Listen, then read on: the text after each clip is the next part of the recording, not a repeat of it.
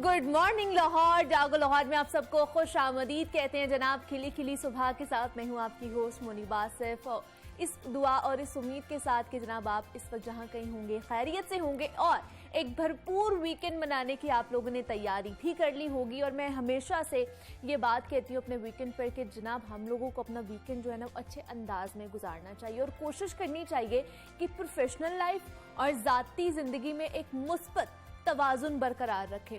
खुशगवार, सेहतमंद और मुतवाज़िन जिंदगी का हरगिज़ ये मतलब नहीं होता कि आप काम और जो ज़ाती ज़िंदगी है ना उसको 50-50% के दो हिस्सों में बांट दें, बल्कि जनाब ऐसा भी हो सकता है कि आप हफ्ते के कुछ दिन ज़्यादा काम कर लें और बाकी दिनों में अपनी जो ज़ाती ज़िंदगी है उसके दीगर मशागिल जो हैं उनके लिए वक्त निकाल लें और उनसे लुत्फ़ अंदोज़ हुआ जा सकता है। तो मुतवाज़न काम और ज़ाती ज़िंदगी के कई अवामिल जो हैं वो फैक्टर्स इंसान की नफ्सियात, सेहत, इवन दो के समाजी ज़िंदगी पर भी बराह रास्त असरअंदाज हो रहे होते हैं। इसलिए काम की तमाम तर मसरूफियात के बावजूद भी हमें चाहिए कि हमारे पास इतना वक्त हो कि कुछ वक्त हम अपनी फैमिली के साथ गुजार सके, कुछ देर हम अपने दोस्तों से मुलाकात कर सके और साथ ही साथ जो अपने ज़ाती मशागिल हैं, ज़ाती इंटरेस्ट है उनसे भी लुत्फ अंदोज हो सके ताकि जो ज़िंदगी है ना उसकी खूबसूरती और जो चाशनी कहा जाता है वो बरकरार रहे। तो इसी खूबसूरत से पैगाम के साथ आगे बढ़ते हैं और कुछ बात कर लेते हैं सेहत और फिटनेस के हवाले से। तो इंसानी सेहत पर माहौल का बहुत ज़्यादा असर होता है। इंसान चाहे कितनी भी मुतवाज़न ग़िज़ा या फिर हिफ़्ज़ाने सेहत के उसूलों पर कारबंद होकर अपनी ज़िंदगी गुजारे, लेकिन अगर वो माहौलियाती आलूदगी का शिकार है या उनमें ज़िंदगी गुजार रहा है तो उसकी सेहत पर उसका बहुत बुरा असर पड़ता है और वो मुख्तलिफ जिस्मानी इवन दो के नफ्सियाती अमराज का भी शिकार हो जाता है। और माहौलियाती आलूदगी उसे बीमार कर देती हैं। आलूदगियाँ कई इकसाम की होती हैं, ज़मीनी आलूदगी है, फ़ज़ाई आलूदगी है, पानी की आलूदगी, इवन दो इस सूती आलूदगी जिसको नॉइज़ पोल्यूशन कहा जाता है। शोर भी एक आलूदगी ही है। जैसे जैसे हमारे शहर की आबादी बढ़ती जा रही है और वैसे वैसे ट्रैफिक बढ़ रही है और शहर में बेहंगम ट्रैफिक नॉइज़ पोल्यूशन पैदा कर रही है जो हमारी सेहत पर इंतहाई ख़तरनाक असरात मुरतब कर रही है, जिनमें नफ्सियाती मसाइल के साथ साथ समात के जो हमारे मसाइल हैं वो भी पैदा हो रहे हैं। तो हमारी सुनने की जो सलाहियत है वो मुतासर हो रही है। जिन लोगों का वास्ता रोज़ाना शोरो गुल से पड़ता है उनकी समात आहिस्ता आहिस्ता ख़त्म हो जाती है या वो ऊंचा सुनने लग जाते हैं उम्र के किसी हिस्से में।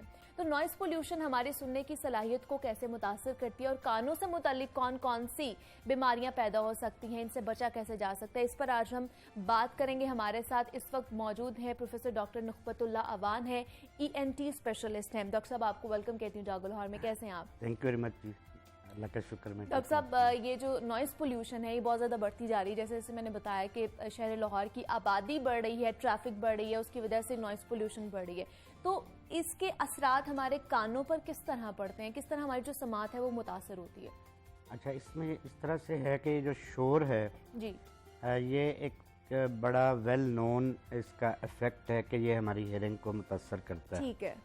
और इसमें एक तो ट्रैफिक की वजह से है, उसके अलावा जो इंडस्ट्रियल नॉइज़ पोल्यूशन है, अच्छा, वो इसकी एक और रीज़न है। तो इसमें अगर हम डेली बेसिस पे बहुत ज़्यादा देर के लिए बहुत ऊंची आवाज़ को एक्सपोज होते हैं तो ये हमारे जो सुनने की सलाहियत है उसको मुतासर कर सकती है। अच्छा। दूसरा इसमें यह है कि बहुत ज़्यादा लाउड साउंड हो, जैसे खुदा न खास्ता कोई बम ब्लास्ट या कोई एयरप्लेन का क्रैश है, उसकी वजह से हमारी समात फ़ौरन ख़त्म हो जाती है। अच्छा, और ऐसी कौन कौन सी चीज़ें, ऐसी कौन सी प्रैक्टिस है जिसकी वजह से आहिस्ता आहिस्ता कम होना शुरू हो जाती है और उम्र के ऐसे हिस्से में जाके बिल्कुल ख़त्म हो जाती है? अच्छा, उसमें इस तरह से है कि कान की स्पेशली जो सुनने की सलाहियत है वो तो बहुत सारी चीज़ों पे डिपेंड करती है। फॉर एग्जांपल उसमें बहुत सारे मल्टीपल फैक्टर्स हैं जो कि हमारे माशरे में बड़े कॉमन है, जैसे कि शुगर है, ब्लड प्रेशर है, दिल की बीमारियां हैं, जोड़ों का दर्द है, मुख्तलिफ दवाइयाँ हैं, ये सारी वो चीज़ें हैं। और फिर एज, उम्र इन बजाते ख़ुद एक ऐसा फैक्टर है कि जिसके साथ जैसे जिस्म के बाकी सारे अज़ा कमज़ोर होते हैं, इसी तरह से ऑब्वियसली कान की जो सुनने की हिस्सा है वो भी मुतासर होती है। अच्छा। तो ये सारे फैक्टर्स हैं, ब्लड प्रेशर है, शुगर है, इसकी में हार्ट डिजीज़ है, दवाइयाँ हैं, ये सारी वो चीज़ें हैं जो हमारे कान सुनने की सलाहियत को मुतासर करती हैं। लेकिन डॉक्टर साहब डेली रूटीन में हम ऐसी कौन सी चीज़ें कर रहे होते हैं, ऐसी कौन सी प्रैक्टिस कर रहे होते हैं जिनकी वजह से हमें ये बीमारियों का शिकार हो सकते हैं, खासतौर पर कान से रिलेटेड जो है? डेली की अगर हम अपनी रूटीन लाइफ में बात करें तो उसमें एक तो वही आपने जो पहले जिक्र किया हमने, नॉइज़ पोल्यूशन है कि हम कितना उसको एक्सपोज होते हैं। उसके अलावा जो हमारा लाइफस्टाइल है, डाइटरी डेफिशिएंसी है, खुराक में खुराक के हवाले से अगर हम बात कर लें तो डाइटरी डेफिशिएंसी है जो कि हमारी सुनने की सलाहियत को मुतासर कर सकती है। फिर रूटीन इन्फेक्शंस हैं कान की, जो कि उसमें एक बड़ी कॉमन सी चीज़ है, हम यूजुअली स्टिक यूज़ करते हैं, कॉटन बड यूज़ करते हैं, उसकी वजह से कान की इन्फेक्शन, और कान की इन्फेक्शन की वजह से उसके बाद वक्ती तौर पे कान की समात मुतासर होती है। और बड़ी आम सी एक बीमारी है जिसको मैल, आम लोग मैल कहते हैं, हम उसको वैक्स कहते हैं, यूजुअली एक्यूमुलेट होती है कान के अंदर, और उसकी वजह से कान की समात हमारी मुतासर होती है। लेकिन आजकल जो मौसम चल रहा है डॉक्टर साहब, खासतौर पे मानसून का, वैसे ही बहुत सारी बीमारियां, बहुत सारे वायरसेस हम पे हमला करते हैं, और कान के मसले भी शुरू हो जाते हैं बच्चों में भी, इवन दो के बड़ों में भी दर्द होती है या रेशा पड़ जाता है इस तरह की, उसकी क्या वजह है? अच्छा, ये जो नमी वाला मौसम है, ह्यूमिडिटी वाला या बारिशों वाला, इसमें होता यह है कि फंगल इन्फेक्शन कान की, स्पेसिफिकली वायरल इन्फेक्शन का तो ये सीज़न नहीं है, ये टिपिकली फंगल इन्फेक्शन का सीज़न है। और मुझे भी पता है और आपको भी पता है कि नमी जहाँ पे भी होगी वहाँ पे फंगस लगती है। तो कान के जिल्द की फंगस लगती है नमी की वजह से, बारिश का पानी चला जाता है वैसे, तो उसकी वजह से फंगल इन्फेक्शन होती है। और फंगल इन्फेक्शन के फिर ये सिम्टम्स हैं कि उसमें समात भी मुतासर होती है, उसमें कान में दर्द भी होती है, और उसमें फिर कान से पानी या रेशा भी आता है। तो फिर इसका ट्रीटमेंट क्या है, क्या कर सकते हैं? फंगल इन्फेक्शन से प्रिवेंट करने के लिए एक तो ये है कि कान को पानी से बचाएं। नहाते हुए एहतियात करें। उसमें हम लोगों को अमूमन समझाते हैं कि कोई इस तरह की चीज़ यूज़ कर लें। फॉर एग्जांपल बड़ा सादा सा एक नुस्खा है कि सरसों के तेल में रुई भिगो के निचोड़ के कान के आगे रख लें और नहाने के बाद उसको निकाल दें। दूसरा, हम लोगों को स्क्रैच करने से मना करते हैं कि कान में अपने खारिश नहीं करनी। कॉटन स्टिक ना यूज़ करें, खारिश ना करें किसी और चीज़ से, ताकि सेकेंडरी इन्फेक्शन ना हो। तो अगर हम अपने कान को पानी से बचाएं, फिर इस मौसम में स्विमिंग, बहुत सारे लोग आपने देखा होगा कि ये हमारी लाहौर शहर की जो कैनाल है ये भरी होती है। ठीक है, तो स्विमिंग करते हुए जो कान के अंदर जाता है पानी, वो फिर इसमें एडअप होता है और फंगल इन्फेक्शन से फिर हम लोग सफ़र करते हैं। लेकिन हमारी आमतौर पर प्रैक्टिस ये है ना डॉक्टर साहब कि हम लोगों ने अगर कान की सफाई करनी है तो हम कॉटन बड से कर लेते हैं, या बहुत से लोग चाबी भी मार रहे होते हैं कि उन्होंने खारिश हो रही होती है। तो ये बड़ी छोटी छोटी सी प्रैक्टिसेस हैं जो हम आम रूटीन में भी कर रहे होते हैं।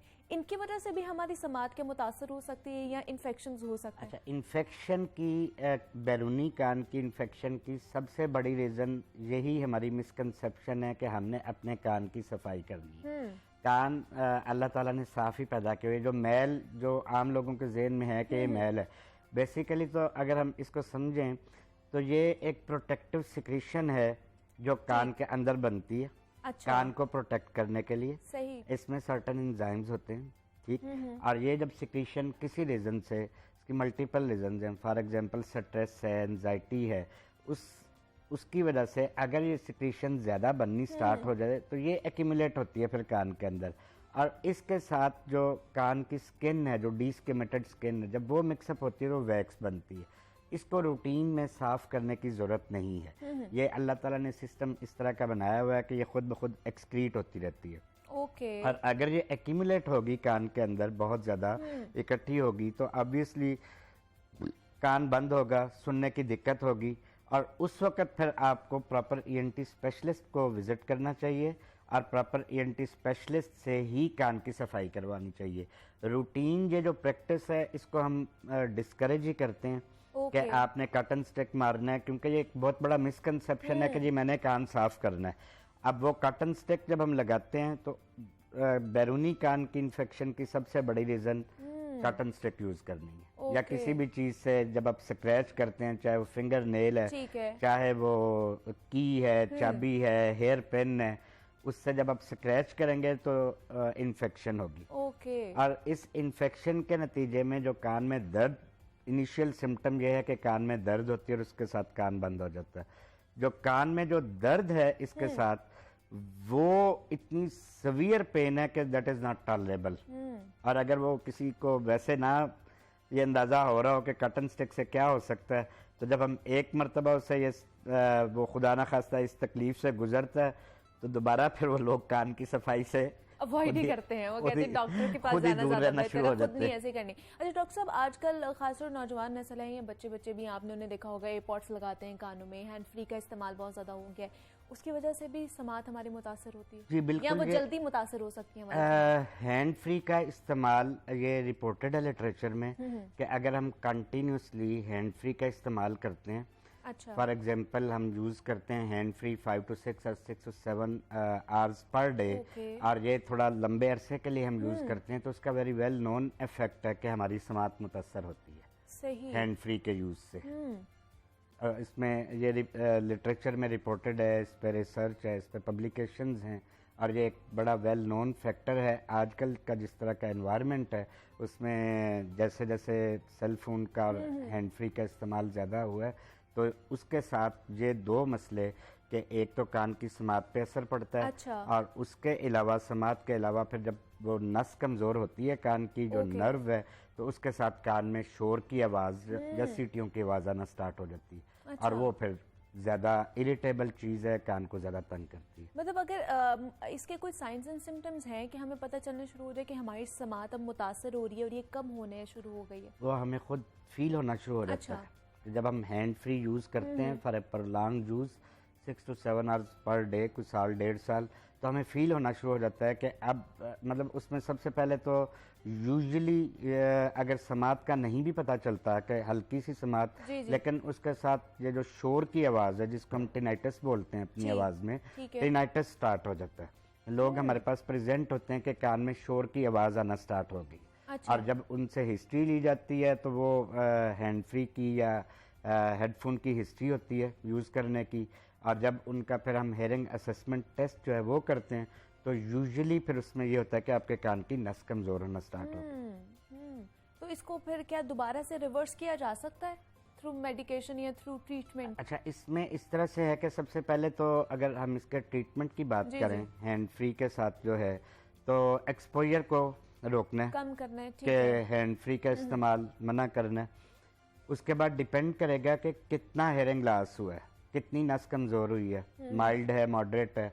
यूजुअली ये इरिवर्सिबल हेयरिंग लॉस होता है। यूजुअली हम ये कर सकते हैं कि हम इसकी प्रोग्रेशन को कम कर सकते हैं, स्लो डाउन कर सकते हैं थ्रू सर्टन मल्टीविटामिन्स। कान की नस की ताकत की कोई दवाइयाँ हम स्टार्ट करा दें थोड़े एक लंबे अरसे के लिए, सेफ मेडिसिन। एक्सपोजर से हम रोक दें पेशेंट को कि जिस चीज़ की वजह से है वो आप अवॉइड करें, तो वहीं पे अगर स्टॉप हो जाए तो यूजुअली क्वालिटी ऑफ लाइफ इतनी कंप्रोमाइज नहीं होती अगर बहुत शुरू में पेशेंट आ जाए। और अगर सीवियर हेयरिंग लॉस के साथ आएगा तो फिर ऑब्वियसली उसकी एम्प्लीफिकेशन या उसकी ट्रीटमेंट तो उसके मुताबिक ही होगी। अच्छा, कौन से स्टेज पे डॉक्टर साहब वो जो हेयरिंग मशीन लगती है वो हमने बच्चों में भी देखा हुआ है कि उनको भी लगती है, इवन दो के जो बुजुर्ग होते हैं उन्हें भी किसी एक स्टेज पर जा, कौन सी स्टेज वो होती है? हेयरिंग एड यूज करने की तो खैर मल्टीपल रीजंस हैं। ओके। लेकिन उसका एक सादा सा क्राइटेरिया ये है कि जब हमारी कम्युनिकेशन इम्पेयर होनी शुरू हो जाए, हम कम्युनिकेट प्रॉपर नहीं कर पा रहे, ठीक है, मॉडरेट हेयरिंग लॉस है या सीवियर हेयरिंग लॉस है, इसकी 3-4 कैटेगरीज हैं, माइल्ड है, मॉडरेट है, सीवियर है, प्रोफाउंड हेयरिंग लॉस है। Moderate to severe hearing loss में हमें ये देखना है कि कम्युनिकेशन कितनी इम्पेयर्ड है, पेशेंट की जो क्वालिटी ऑफ लाइफ है वो कितनी इम्पेयर होना शुरू हुई है, आइसोलेट हो गया, डिप्रेशन है, साइकोलॉजिकल इलनेस स्टार्ट हुई है, नहीं हुई, तो ऑब्वियसली ये सारे फैक्टर्स जहन में रख के तो फिर हम डिसाइड करते हैं कि अब इसको हेयरिंग एड लगानी चाहिए। अच्छा। और जहाँ तक आपने बच्चों की बात की है, मैं इस पे बड़ा स्पेसिफिकली फोकस करना चाहूँगा कि हमारे मुल्क में स्पेशली या बाकी भी जो डेवलप्ड कंट्रीज़ हैं, उनमें हमारा एक सोशल इशू है कज़न मैरिजेस का। जी जी। और ये जो कज़न मैरिज है ये एक बहुत बड़ा रिस्क फैक्टर है for development of congenital hearing loss. Exactly, ठीक है कि जो बच्चा पैदा ही हेयरिंग लॉस के साथ हुआ, जिसकी हेयरिंग है नहीं, ठीक, उसमें अप्रोप्रिएट काउंसलिंग, जेनेटिक काउंसलिंग, और जितनी जल्दी हम उसको आइडेंटिफाई। अच्छा, अब इसमें एक और बड़ी ज़रूरी चीज़ है कि इसके साथ साथ डॉक्टर साहब मजीद भी बहुत सारे नफ्सियाती और जिस्मानी मसाइल का शिकार होते हैं ये कज़न मैरिजेस की तरफ से। इसको हम ये नहीं कर रहे कि इसको हम पीछे ही कर दें, लेकिन इसके थोड़े से मसाइल हैं कि जिसको हमें समझने की ज़रूरत है। लेकिन आज हम बात कर रहे थे कि कानों के हवाले से, नॉइज़ पोल्यूशन के हवाले से क्या क्या प्रॉब्लम्स हो सकती हैं। नखमतुल्लाह अवान साहब हमारे साथ मौजूद थे। डॉक्टर साहब बहुत शुक्रिया आपके वक्त का कि आप यहाँ पर आए और प्रॉब्लम्स के साथ जो सोल्यूशन है वो हमने आप लोगों को बताए हैं कि किस तरह आप इनका हल ढूंढ सकते हैं। आप एक छोटी सी ब्रेक लेते हैं, मिलते हैं इस ब्रेक के बाद।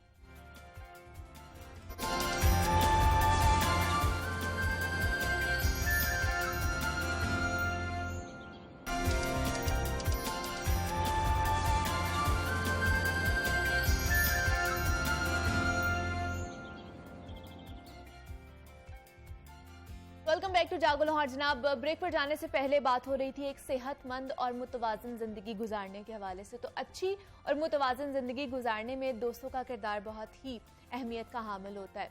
दोस्तों की सोहबत किसी भी इंसान के नज़रियातों, ख़यालात और शख्सियत की तामीर में अहम किरदार अदा करती हैं।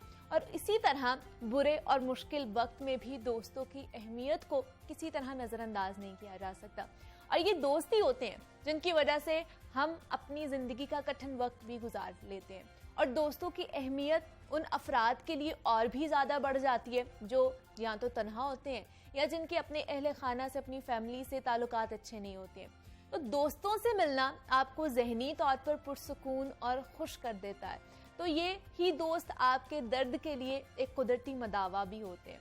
ऑक्सफोर्ड यूनिवर्सिटी में एक नई की जाने वाली रिसर्च के मुताबिक दोस्तों का ज़्यादा बड़ा हल्का रखने वाले लोग दर्द को कम महसूस करते हैं। और रिसर्च के मुताबिक बताया गया है कि ज़्यादा दोस्तों के साथ मेल जोल रखने वाले लोगों में दर्द बर्दाश्त करने की सलाहियत ज़्यादा बेहतर होती है।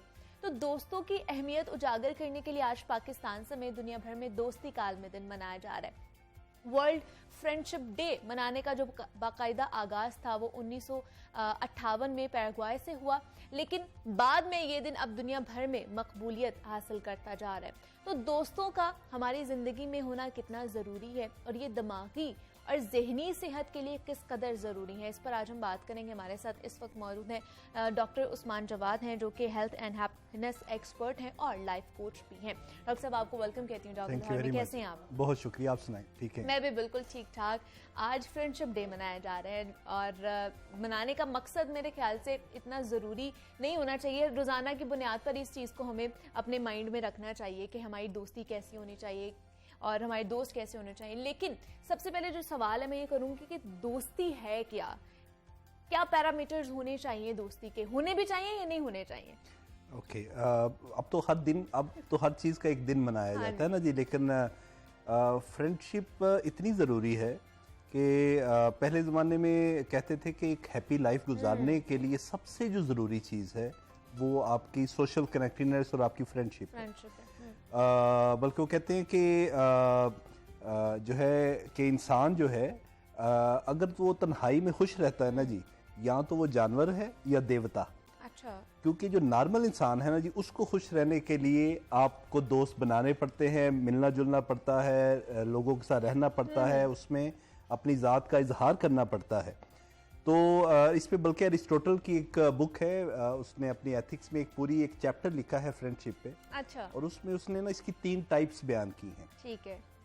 वो कहता है जी कि एक है फ्रेंडशिप बाय यूटिलिटी, यानी कि आप किसी के लिए किसी मकसद के तहत आप दोस्ती करते हैं, आप वर्क प्लेस में हैं, आपको आप आते हैं, अगले को भी पता है कि आपने जनाब एक जगह पे काम करना है, तो वो जो मकसद जब तक है तब तक आपकी दोस्ती है, वो मकसद निकल गया तो आपकी दोस्ती खत्म।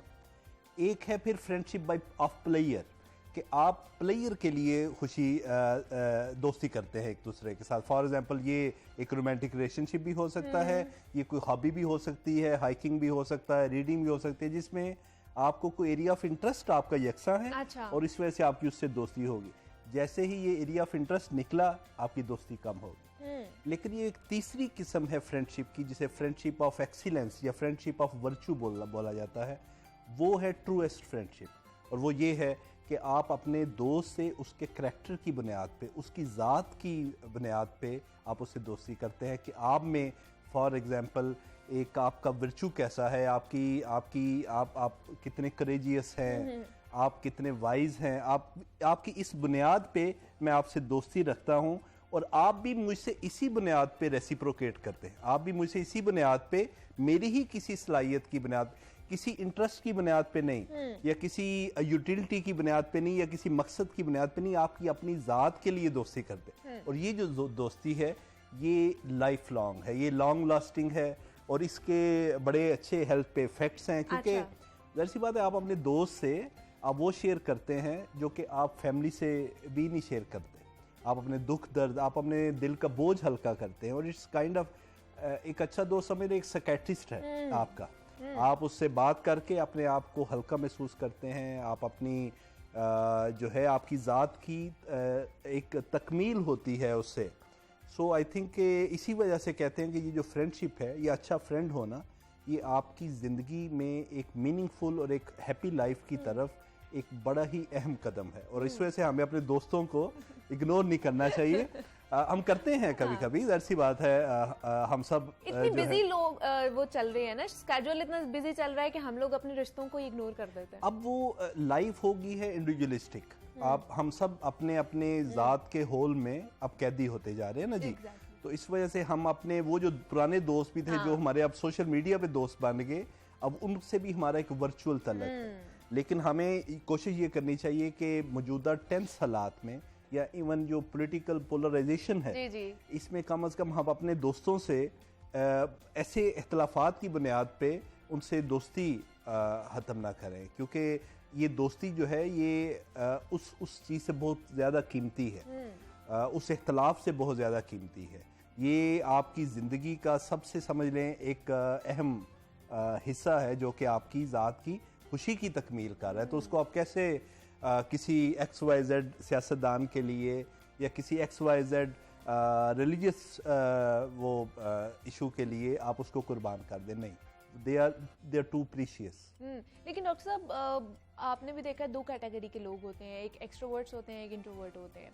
एक्सट्रोवर्ट होते हैं वो एक्सप्रेस कर देते हैं, इंट्रोवर्ट्स होते हैं वो अकेले रहना पसंद करते हैं, वो अपनी फीलिंग्स भी एक्सप्रेस नहीं करते हैं, तो उनके ज़्यादा दोस्त भी नहीं होते हैं। तो फिर ऐसे लोगों के साथ क्या होना चाहिए? मतलब वो किस तरह अपने आप को या अपनी फीलिंग्स को एक्सप्रेस करें, या इर्द गिर्द ज़्यादा से ज़्यादा दोस्ती बना सकें? अच्छा, इसमें मैंने जैसे वो सॉलिट्यूड की बात की थी ना, कि हम सब कुछ ना कुछ किसी ना किसी हद तक अकेले भी रहना चाहते हैं, अमन सुकून भी चाहते हैं। और ये सुकून जो है, ये सिर्फ हम आम बंदे का नहीं, ये बल्कि दुनिया में आप देखेंगे, पैगंबर भी देखें, आज़म ने गारे हिरा में 5 साल एक वो अकेले वो रहते थे। गौतम बुद्ध ने निर्वाण हासिल किया अकेले जंगलात। So but then they came back to the real life ना जी, अपना एक। So whether somebody is introvert और एक्सट्रोवर्ट, उनके कम से कम किसी ना किसी के 1 या 2 या 5 या 10 दोस्त इतना होता है कि जिसमें वो अपना आप जो है उस पर भरोसा करके उससे बात कर सके, उससे दिल का हाल सुना सके, उसकी बातें सुन सके। और ये सब वो उसे करना चाहिए नेक नीति के साथ, कि अपने दोस्त के साथ जब वो टाइम गुजारे, चाहे वो एक है, चाहे वो इंट्रोवर्ट है, लेकिन कोई एक आध तो उसका दोस्त तो वो होता ही है ना जी। फेसबुक पे भी अगर किसी ने बनाए हैं तो वो दोस्त तो उसके होते ही हैं। सो जिसके साथ भी आपने दोस्ती की है या उसके साथ टाइम बता रहे हैं, वो नेक नीति के साथ, यानी कि उसकी ज़ात को और अपनी ज़ात को समझ के कि अच्छा यार मैं इसकी रिस्पेक्ट कर रहा हूँ, इसमें जो हामियाँ भी है ना, मैं उसको भी एक्सेप्ट कर रहा हूँ। अच्छा। ये क्योंकि ह्यूमन बीइंग है ना, वो कोई एंजल थोड़ी है, हम भी एंजल थोड़ी है। हम में भी हामी है, हम में भी गलतियाँ हैं। तो दोस्त की हामियों और गलतियों को नज़रअंदाज करके उसकी पॉजिटिव साइड को उजागर करना, ये आपकी अपनी ज़ात की उसमें तकमील है। सो आई थिंक हमें एक दूसरे के साथ छोटी नेगेटिव बातों पे नज़रअंदाज करके अपने जो फ्रेंडशिप है उसको आजकल के दौर में सेफ रखना, मजबूत बनाना और उसको महफूज रखना इस सारे तूफ़ानों से, इस सारे हालात से, नेगेटिव हालात से। I think that's very important. ये आपकी अपनी सेहत के लिए ज़रूरी है, ये आपकी अपनी मेंटल हेल्थ के लिए ज़रूरी है, आपकी अपनी तकमील के लिए ज़रूरी है। लेकिन डॉक्टर साहब, हम ये सोचते हैं कि हमारा जो दोस्त होगा वो हमेशा हमें प्रेज़ करेगा, हमारी तारीफ़ करेगा, हमें यही बताएगा कि तुम बहुत अच्छे हो, तुम्हारे अंदर ये सलाहियत है, सब अच्छा की रिपोर्ट जो है वो देगा। लेकिन जो ही कोई हमें तनकीद करने लगेगा या फिर हमें बताएगा कि तुम यहाँ पर गलत हो, तो हमें लगेगा ये हमारा दोस्त नहीं है। अच्छा, वो अगर मैं आपको अपनी पहली बात पे ले जाऊँ कि अगर तो आपकी फ्रेंडशिप बाय यूटिलिटी है ना जी, अच्छा, कि जिसमें वर्क प्लेस पे फॉर एग्जांपल आपकी या यूनिवर्सिटी में आपकी फ्रेंडशिप है, तो आप ज़ाहिर सी बात है एक दूसरे को अच्छा की रिपोर्ट ही देते हैं। लेकिन जो आपकी फ्रेंडशिप बाय वर्चू है, जो ट्रूएस्ट फ्रेंडशिप है, उसमें तो दोस्त आपकी जो आपकी तनकीद भी आप पे वो करता है, आपकी नेगेटिव बातों को भी, लेकिन ऐसे तरीके से सामने लाता है जिसमें आपको भी नहीं लगता कि ये मुझ में कीड़े इस वजह से निकाल रहा है कि इसको कोई ईगो का इशू है या जेलसी का इशू है। कोई दो इश्यूज होते हैं ना, या किसी को ईगो है या जेलसी है आपसे, और वो आपसे इस बुनियाद पे आप में कोई कीड़े निकाल रहा है। लेकिन जो ट्रूएस्ट फ्रेंडशिप है, द फ्रेंडशिप ऑफ एक्सीलेंस है, उसमें आप चाहे किसी के कीड़े निकाल लें, चाहे आप उसका जो मर्जी आप उससे अच्छी बातें करें, नेगेटिव बातें करें, उसे पता है कि ये ऐसा ही है, ये मतलब ये मुझे कोई नुकसान नहीं पहुंचा रहा। मैं इसी वजह से वो बात मैंने की थी कि नेक नीति के साथ, क्योंकि उसे पता है कि ये नेक नीयत है, ये मुझे नुकसान नहीं पहुंचा रहा।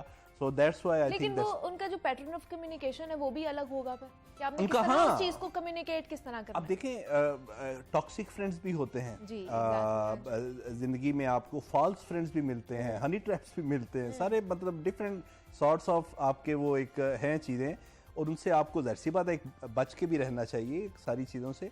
लेकिन आपको वो फ्रेंडशिप के जो पैराए हैं, जैसे मैंने बताया, आपने देखा कि आपकी ये फ्रेंडशिप बाय प्लेयर है। अच्छा। क्या मुझ में हम सिर्फ क्या उससे कोई उसके इंटरेस्ट की बुनियाद पे फ्रेंडशिप कर रहे हैं, या कोई मकसद की बुनियाद पे, या उसकी ज़ात की बुनियाद। अच्छा। ये तीसरा जो आज का फोकस मैं आपको बताने का मकसद ये है कि जो पहली दो टाइप्स है ना जी, ये हैं इंसिडेंटल टाइप्स। इसमें ज़ात इन्वॉल्व नहीं है, इसमें सिर्फ आपका कुछ एक पर्टिकुलर मकसद या इंटरेस्ट इन्वॉल्व हो, जैसे ही वो ख़त्म होता है आपकी फ्रेंडशिप कमज़ोर हो जाती है। वो रखें ज़रूर, अक्सर कुछ लोगों के साथ आपकी ऑफ कोर्स वर्क प्लेस पे आपकी बाय यूटिलिटी है, आपकी यूनिवर्सिटी में या कॉलेज दौर में आपकी बाय प्लेयर भी है, वो रखते हैं।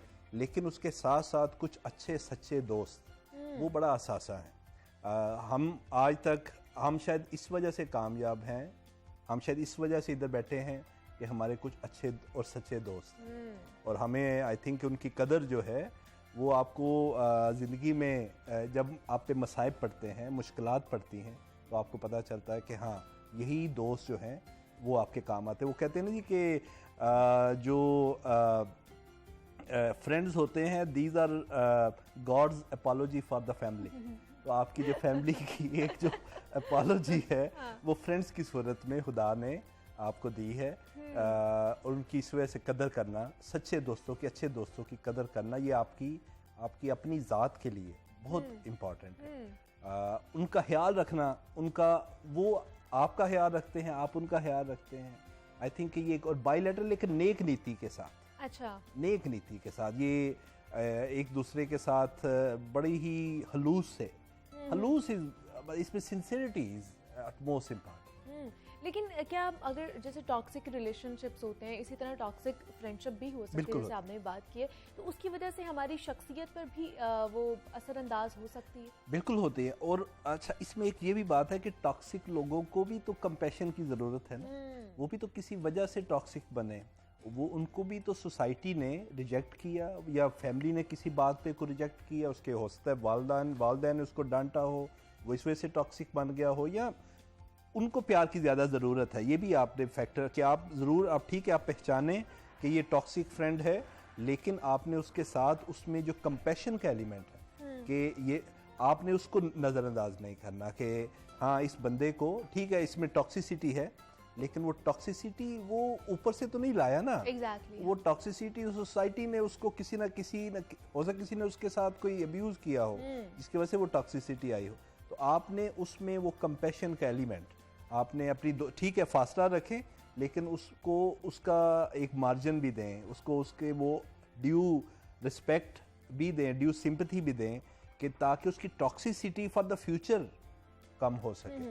तो हमने इवन टॉक्सिक लोगों को भी बिल्कुल रद्द नहीं करना, इवन टॉक्सिक फ्रेंड्स को भी बिल्कुल अपनी ज़िंदगी से ऐसे बिल्कुल निकाल नहीं देना, क्योंकि उनको भी उतनी ही शायद थोड़ी सी ज़रूरत, मतलब उसको समझ के ऐसा उनकी उस वजह से अपने आप को नुकसान ना पहुंचाएं। जाहिर सी बात है अपना एक सेफ्टी बैरियर रखें, लेकिन उसके साथ साथ अगले के लिए, उसकी ज़ात के लिए उसमें नरमी वो भी एक बड़ी ज़रूरत है। लेकिन डॉक्टर साहब आजकल की दोस्ती भी ऐसी है कि हम लोग कहते हैं कि हम बहुत स्ट्रेट फॉरवर्ड हैं, हम ये हैं वो हैं, हम किसी की गलत बात नहीं सुनते, इवन दो कि अपने दोस्तों की भी गलत बात नहीं सुनते हैं। तो ये जो स्ट्रेट फॉरवर्ड होना इन दोस्ती भी, ये ठीक है?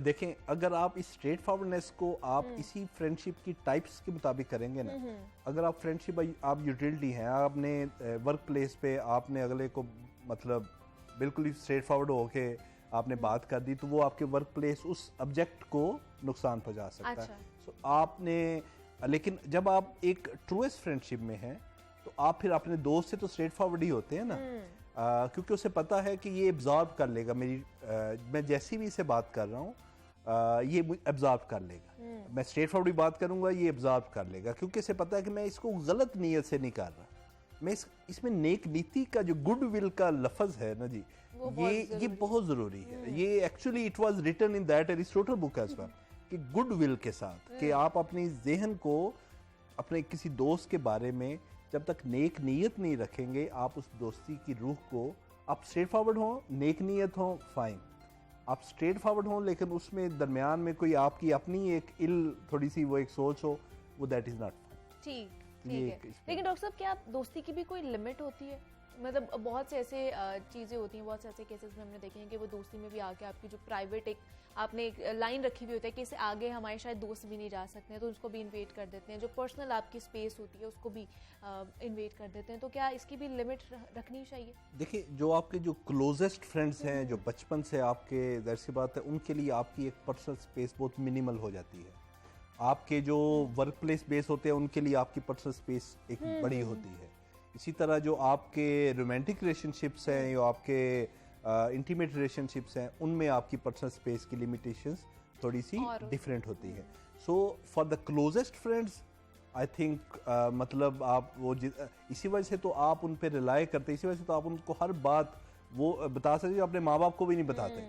आप वो स्पेस उनके लिए वो जितना कम रख देते हैं उतना ही आप एक दूसरे को समझ सकते हैं, लेकिन वो स्पेस को मेंटेन करना for in other relationships, in your friendship of player और इन फ्रेंडशिप ऑफ यूटिलिटी, उसको आज आपने ये वर्ड सीख लिया है। So I think that is the take home message कि ये friendship of utility, friendship of pleasure and friendship of virtue, these three are the main sorts of friendship. और हमने देखना है कि हम इसकी किस कैटेगरी में हम लोग फॉल करते हैं और उसके मुताबिक अपने आप को ढालना चाहिए उस फ्रेंडशिप में। ठीक है जी, डॉक्टर उस्मान जवाद हमारे साथ मौजूद थे, लाइफ कोच हैं, हेल्थ एंड हैप्पीनेस एक्सपर्ट भी हैं। डॉक्टर साहब बहुत शुक्रिया आपके वक्त का कि आप यहाँ पर आए, और आज फ्रेंडशिप डे मनाया जा रहा है, और जनाब दोस्ती होती क्या है, किस तरह करनी चाहिए और किस किस्म की दोस्ती हो सकती है, उस पर आज हमने बात की है। अब आगे बढ़ते हैं, कुछ बात कर लेते हैं किताबों के हवाले से ही, और अहमद हमाद साहब शायर हैं, मुसन्निफ हैं, हमारे साथ मौजूद हैं इस सेगमेंट में, तो उन्हीं की तरफ चलते हैं और आज की किताब का तारुफ उनसे सुनते हैं। जी अहमद साहब बताइएगा। शुक्रिया मुनीबा, आपको एक इक़्तिबास सुनाऊंगा, उसके बाद बात करूंगा कि आज किस किताब पे डिस्कशन होने जा रही है। जिस तरह दुनिया में कामयाब होने वाले लोगों की मिसालें दी जाती हैं, इनमें मुबालगा आराई बहुत होती है, हकीकत नहीं होती। यानी एक बंदा सुबह 6 बजे उठता था, वो सारा दिन काम करता था और 35 साल तक उसकी ये आदत थी। ये मुमकिन नहीं है कि आप 35 साल तक रोज़ाना सुबह 6 बजे उठें। इसमें आदमी बीमार भी होता है, इसलिए ऐसा मुमकिन नहीं है कि 35 साल तक एक ही रूटीन मुसलसल जारी रहे। फ़र्ज़ करें यकबस्ता रातों में वो कामयाब इंसान दरिया पार कर लेता था। कैसे कर लेता था? चले मान लेते हैं कि लोगों में ये खसूसियात होती हैं, लेकिन वो बंदे सिर्फ दरिया पार करने के ही माहिर होंगे, उन्हें कुछ और नहीं आता। इसलिए मैं समझता हूँ कि हर बंदे में हर खूबी नहीं होती, हर बंदा दूसरे से मुख्तलिफ ज़रूर होता है। लोगों को आप हर कामयाब बंदे की मिसाल देकर कामयाब नहीं कर सकते, लेकिन कुछ उसूल मुश्तरक ज़रूर होते हैं, जैसे मेहनत करना, मुस्तकिल मिजाजी का मुजाहरा करना। मुझे जो एतराज़ है वो इन लोगों की मिसालें देने से है जो बहुत गैर मामूली होती हैं, लेकिन इसका ये मतलब नहीं कि मैं लोगों को डीमोटिवेट करता हूँ। मैं कहता हूँ कि आप अपना मकसद सेट करें कि आप क्या करना चाहते हैं। अगर आप पैसे कमाना चाहते हैं तो वो एक और महारत है, और अगर आपका मकसद शोहरत है तो उसकी कुछ और ज़रूरियात हैं। हमें इस बात पर गौर करना चाहिए कि कैसे एक अच्छी ज़िंदगी गुजारी जा सकती है। ये जो मैंने इक़्तिबास पढ़ा है, ये दरख्शिंदा सितारे, एक बहुत खूबसूरत किताब है शहजाद रोशन गिलानी साहब की। बिल्कुल नौजवान हैं, PR के माहिर हैं, पढ़ने लिखने वाले नौजवान हैं, पब्लिक रिलेशनिंग के गुरु हैं। आप समझ लीजिए इस शहर में शायद ही कोई पढ़ा लिखा बंदा ऐसा हो जिनको ये ना जानते हों या वो पढ़ा लिखा बंदा शहजाद को ना जानता हो। इन्होंने किया क्या कि ज़िंदगी में जो कामयाब तरीन लोग हैं इनके ख्याल में, उसमें से 30 लोगों का एक गुलदस्ता बनाया। गुलहाए रंगारंग यानी इन्होंने पहले मुंतखब किए, फिर उनको एक गुलदस्ते में जोड़ा और उसके बाद कारी के सामने रख दिया कि जनाब ये लीजिए, ये कामयाब लोगों की ज़िंदगियाँ पढ़िए और अपने आप को कामयाब बनाइए। ये एक बड़ी अच्छी अप्रोच है। इन 30 लोगों का जो शुमार है वो मुख्तलिफ शुबा है ज़िंदगी से है। मिसाल के तौर पे अली अब्बास हैं, वो पब्लिक रिलेशनिंग के बड़े माहिर हैं। कासिम अली शाह हैं, वो मोटिवेशनल स्पीकर हैं। इसी तरह खालिद इरशाद सूफ़ी हैं, वो एजुकेशनिस्ट हैं। सलमान आबिद साहब हैं, वो सहाफ़ी हैं। गुलाम अली साहब हैं, वो एंटरप्रेन्योर हैं। और इस तरह काफ़ी सारे लोग, बल्कि अदाकार भी हैं इसमें हमारे दोस्त जो हैं हसीब साहब। तो इन्होंने एक बाकायदा हमा रंग एक गुलदस्ता, फूलों का गुलदस्ता तैयार किया है कि अगर आप अदाकार बनना चाह रहे हैं तो हसीब साहब की कहानी पढ़ लीजिए। अगर आप एंटरप्रेन्योर बनना चाह रहे हैं, जदीद IT की दुनिया में कुछ करना चाह रहे हैं, गुलाम अली साहब का इंटरव्यू इस किताब में शामिल है, वो पढ़ लीजिए। तो यानी आप जो भी मैदान फतह करना चाह रहे हैं उसका कोई एक गुरु इस किताब में शामिल है। तो मैं समझता हूँ कि नवीद असलम मलिक और शहजाद रोशन गिलानी, इन दोनों ने मिल के एक बड़ी एक ख़जाना जो है उसको बनाया, संवारा, सजाया और हमारे सामने रख दिया कि अब आप इससे कितनी इंस्पिरेशन लेते हैं।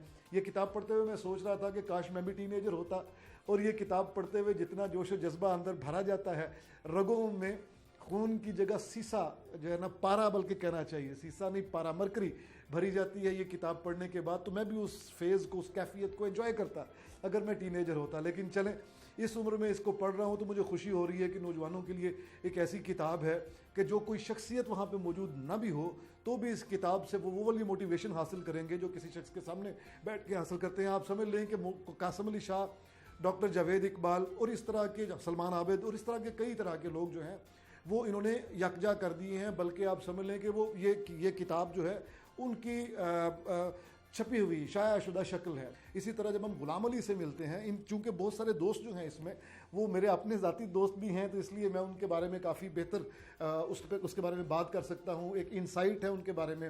वैसे गुलाम अली को मैं तब से जानता हूँ जब ये बिल्कुल आगाज़ इन्होंने किया था और सिद्दीक ट्रेड सेंटर में चंद एक लोगों के साथ मिल के इन्होंने कंपनी बना दी थी, लेकिन अभी ये उसको फैला रहे थे। अब तो माशाल्लाह बड़े बड़े एंटरप्रेन्योर बन गए हैं। इसी तरह कासिम अली शाह साहब जब शुरू में आया करते थे तो अभी ये मोटिवेशनल स्पीकर नहीं थे। अभी हम दोनों मिलके खालिद जमील साहब को सुना करते थे, बड़े भाई जो बिग ब्रदर हैं डॉक्टर खालिद जमील साहब, उनको सुना करते थे और गप्पे शप्पे किया करते थे। बाद मुझे अंदाज़ा नहीं था कि मेरा भाई इतनी तेज़ चलेगा कि हमसे आगे निकल जाएगा और हम उसको देखते रहेंगे और हवाले दिया करेंगे कि ये जो शाहजी हैं ये अपने पुराने दोस्त हैं। तो इस तरह के कई लोग हैं जो हमारे साथ थे और बड़ा अच्छा लगता है उनको चमकदार सितारे में ढलते हुए देखना। तो ये दरख्शिंदा सितारे दरअसल इसी की एक दास्तान है। आपको अगर अपने बच्चे के लिए किसी किस्म की कोई काउंसलिंग की ज़रूरत पड़े तो ये किताब रहनुमा है। आप इससे खुद पढ़ें, उसको सुनाएं। मैंने मिसाल के तौर पे जो आपको इक़्तिबास सुनाया है वो इक़्तिबास किन का है भला? वो अताउल्लाह कासमी साहब के बेटे हैं, उनका इक़्तिबास है और वो बड़ा अच्छा उन्होंने बताया। यासिर पीरज़ादा साहब, आप इनके जंग में कॉलम्स पढ़ते हैं, CSP ऑफिसर हैं और कभी भी रिसर्च के बगैर कॉलम नहीं लिखते। ये बड़े अच्छे मुहक्किक हैं। अब दिलचस्प बात अगेन वही है, अब्दुल करीम आबिद साहब का एक स्टांस था, सलमान साहब का दूसरा स्टांस है। इस तरह कासमी साहब एक बिल्कुल प्योरली राइट के आदमी हैं और उस पर कोई कंप्रोमाइज़ नहीं करते। यासिर पीरज़ादा के एक अपना। अहमद अहमद साहब हमारे साथ मौजूद हैं। अहमद साहब बहुत शुक्रिया। यहाँ पे एक छोटी सी ब्रेक लेते हैं, मिलते हैं इस ब्रेक के बाद।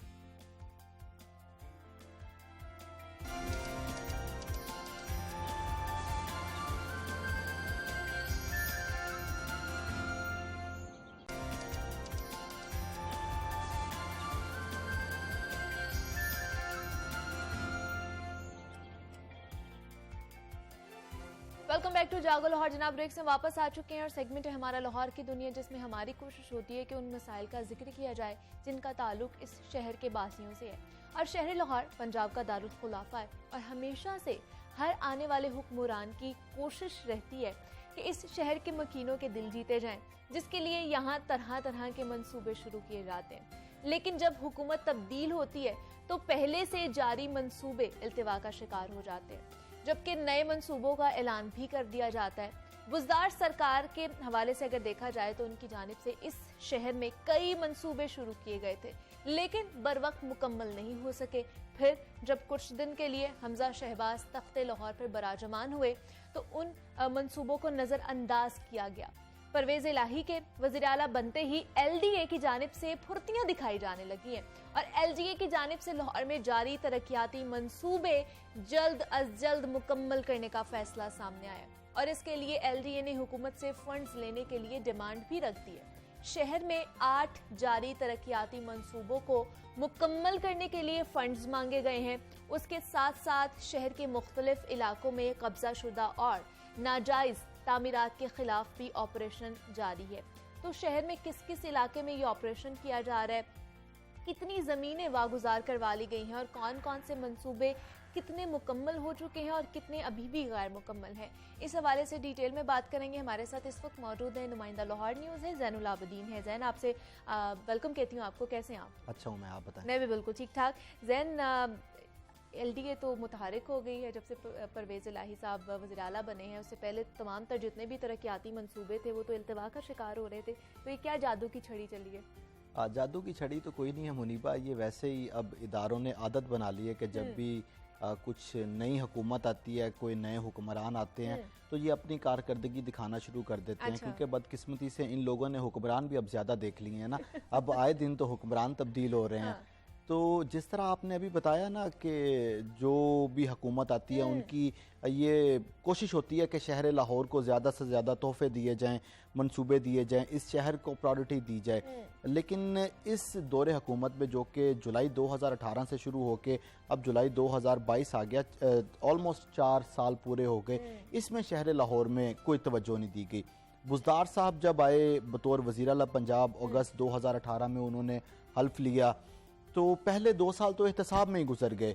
उन्होंने 2019 और 2020 तक तो सिर्फ एहतसाब किया कि साबिक हुकूमत कौन से मंसूबे शुरू कर गई, कितनी उसमें पेमेंट हो गई, क्यों ये पेमेंट ज़्यादा हुई, ये मंसूबा इतने का था नहीं, इतना करना चाहिए था। 2 साल तो आपने भी देखा कि बुज़दार साहब के दौर में कोई भी शहर लाहौर में काम नहीं हुआ। सिर्फ एक प्रोजेक्ट लाल शहबाज कलंदर अंडरपास फिरदौस मार्केट के मुकाम पर मुकम्मल हुआ, वो भी आज तक अधूरा है। वो भी सारी जिंदगी याद रहे। हाँ, वो उनका लाहौर को पहला तोहफा था। तो ये उनकी कारकर्दगी थी कि वो सिर्फ एक प्रोजेक्ट मुकम्मल कर सके अपने उस 2 साल के दौरानिया में। उसके बाद जब वो थोड़े से उन्होंने कहा कि अब मैं एक्सपीरियंस्ड हो गया हूँ, अब मुझे काम करने का तरीका आ गया, तो जब उन्होंने पेस से काम करना शुरू किया तो दूसरी तरफ पॉलिटिकल इंस्टेबिलिटी आना शुरू हो गई, पॉलिटिकल प्रेशर बढ़ना शुरू हो गया।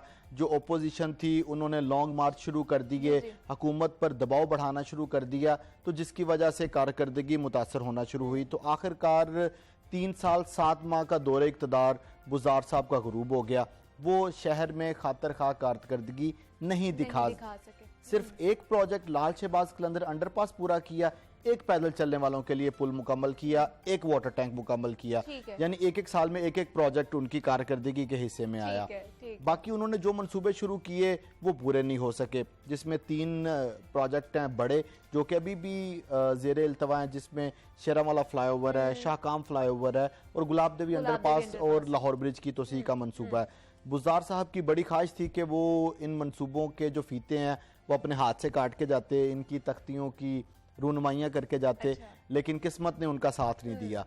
तो उस पॉलिटिकल जो प्रेशर के बाद मुस्लिम लीग नून और इत्तेहादियों की हुकूमत बन गई, जिसमें हमजा शहबाज साहब वज़ीर आला बन गए। उन्होंने भी 2 दफ़ा वज़ीर आला का हल्फ उठाया, लेकिन जो उनका भी 4 माह का इक़्तिदार आना वो भी लाहौर के लिए बड़ा अनलकी साबित हुआ। हमजा शहबाज साहब बुज़दार साहब का कोई एक मंसूबा मुकम्मल नहीं कर सके अपने 4 माह में, और अपनी तख्ती लगाने के लिए, अपनी किसी जगह पे प्लेट लगाने के लिए कोई अपना भी मंसूबा नहीं शुरू कर सके। ना उन्होंने पुरानी हुकूमत का मंसूबा, जारी मंसूबा शुरू किया, ना उन्होंने अपना कोई मंसूबा शुरू किया, बल्कि जो शहर लाहौर में तरक्याती बजट था उसको भी कट लगा दिया। इस जो नून लीग की हुकूमत बनी थी पंजाब में, उसमें लाहौर के तरक्याती इदारों ने 1 खरब रुपए की डिमांड की कि हमें 100 अरब रुपए का बजट दें अगर इस इंफ्रास्ट्रक्चर को बूस्ट करना है। और जो हुकूमत ने बजट पेश किया जिसमें सालाना तरक्याती प्रोग्राम में लाहौर को सिर्फ 4 अरब रुपया दिया, और वो भी उनको कहा गया कि पहला बायएनुअल क्रॉस करने के बाद आपको 6 या 7वें महीने में ये जाके पैसे देंगे माली साल के। तो इसमें भी वो कुछ ना कर सके। अब उसके बाद हमजा शहबाज साहब का जो दौरे इक़्तिदार का सूरज है वो भी 4 दिन कबल गुरूब हो गया। उसके बाद परवेज़ इलाही साहब वज़ीर आला पंजाब मुंतखब हो गए। अब जो मौजूदा हुकूमत बनी है ना इस वक्त, पाकिस्तान तहरीक इंसाफ और उनके इत्तेहादियों की, काफ लीग की, मुनीबा इनके लिए भी बहुत बड़ा इम्तिहान है। ये हुकूमती इदारे हमेशा से ही फुर्तियाँ दिखाते आए हैं कि जब भी कोई हुकूमत आती है उनके सामने एक बहुत बड़ी सी प्रपोजल रखते हैं। शुरू में ये चीजें दिखाई जाती हैं, ये दिखाएंगे ना गुमराह करने के लिए। हाँ गुमराह करने के लिए कह लें उनको, या उनकी खुशनुदी हासिल करने के लिए। उसमें साथ में उनको बताएंगे ना कि आपके लिए देखिए हम इतने प्रोजेक्ट शुरू कर रहे हैं। लेकिन इस वक्त परवेज़ इलाही साहब के लिए लाहौर को बेहतर बनाना किसी चैलेंज से कम नहीं है। जितना पिछले 4 सालों में लाहौर को निगलेक्ट किया गया, अब अगर लाहौर से इलेक्शन लड़ना है, नून लीग के तख्ते लाहौर में शिगाफ डालने हैं, तो फिर उसके लिए यहाँ पे परफॉर्म करके दिखाना पड़ेगा। अब लाहौर की आवाम ने 17 जुलाई को जो दिखाया है वो यही है कि परफॉर्मेंस की बेस के ऊपर अब वोट मिलेंगे। अब ऐसे वोट नहीं मिलेगा कोई भी बंदा आए और आके लोगों को कासल इंदायर बना के, हवाई किले बना के उनसे वोट ले जाए। अब ऐसे वोट नहीं होगा, बिल्कुल ऐसे ही। इस वक्त शहर में गुज़िश्ता 10 माह से कोई एक भी नया मंसूबा शुरू नहीं हुआ, और जो ऑलरेडी हुए हैं वो इल्तवा का शिकार कितने हैं टोटल? इस वक्त 8 मंसूबों के लिए तो फिल 4 फंड्स मांगे गए हैं। जो कि शहर में चल रहे हैं। ये 8 के 8 मेगा प्रोजेक्ट हैं। इसके अलावा एक ऑन गोइंग प्रोसेस होता है शहर में, जो कि सारा साल पैचवर्क का काम होता रहता है, कब स्टोन की पेंटिंग का काम होता रहता है, किसी मुकाम पर सीवरेज लाइन टूट जाती है उसका काम करना होता है। तो ये जो इमरजेंसी वर्क्स हैं ये भी करने होते हैं। अब इमरजेंसी वर्क्स के लिए हर वक्त बजट रिक्वायर्ड होता है। एलडीए का बजट इस साल का अभी तक पास नहीं हुआ। अब बजट पास नहीं होगा, लाहौर का सबसे बड़ा तरक्याती इदारा है, उसका बजट पास नहीं होगा, तो वो किस तरह तरक्याती काम करेंगे? क्यों नहीं हुआ, क्या वजह? गवर्निंग, ये पॉलिटिकल इंस्टेबिलिटी की वजह, ये सियासी अदम इस्तेकाम सबको ले डूबा है। बिल्कुल ऐसे ही है, इदारों ने काम करना छोड़ दिया। सबसे बड़ी बात है कि इन इदारों के जो सरबराहान हैं वो डीएमजी ऑफिसर्स होते हैं, ब्यूरोक्रेट्स होते हैं, वो इस चीज़ के हवाले से तजब्जुब का शिकार होते हैं कि आया हमने अगर किसी जगह पे सिग्नेचर किए या कोई प्रोजेक्ट किया या उसमें पेमेंट्स हुई तो कहीं हम निर्गे में ना आ जाएं, हमारे खिलाफ एहतसाब ना शुरू हो जाए। फिर एक बड़ी अजीब सा हमारे यहाँ ट्रेंड शुरू हो गया कि हर हुकूमत ने अपने अपने ब्यूरोक्रेट रख ली हैं कि अगर शहबाज शरीफ की हुकूमत आएगी तो ये एक कॉन्वॉय, हाँ ये कॉन्वॉय है, ये एक ग्रुप है जो मुख्तलिफ जगह पे लग जाएगा। अगर काफली की हुकूमत आएगी तो ये एक ग्रुप है, ये अच्छी सीटों पर लग जाएगा। जिस तरह अभी नजर आ रहा है कि जैसे ही परवेज़ इलाही साहब वज़ीर आला पंजाब बने तो साथ ही तबादलों का तूफान आना शुरू। एग्जैक्टली, बिल्कुल। ज़ैन आप हमारे साथ ही मौजूद रहिएगा। हमें अभी ज्वाइन किया है अमर कुरैशी साहब, है मेंबर है एलडीए गवर्निंग बॉडी के। कुरैशी साहब बहुत शुक्रिया आपके वक्त का। कुरैशी साहब 8 जारी तरक्याती मंसूबे हैं जो इस वक्त इल्तिवा का शिकार हैं, और ये सारे ही बड़े मंसूबे हैं, और ये तकरीबन मेरे ख्याल से 1 साल होने को है, ये इन पे कोई काम नहीं हो पाया है। तो मुझे बताइएगा क्या वजह है इस चीज़ की?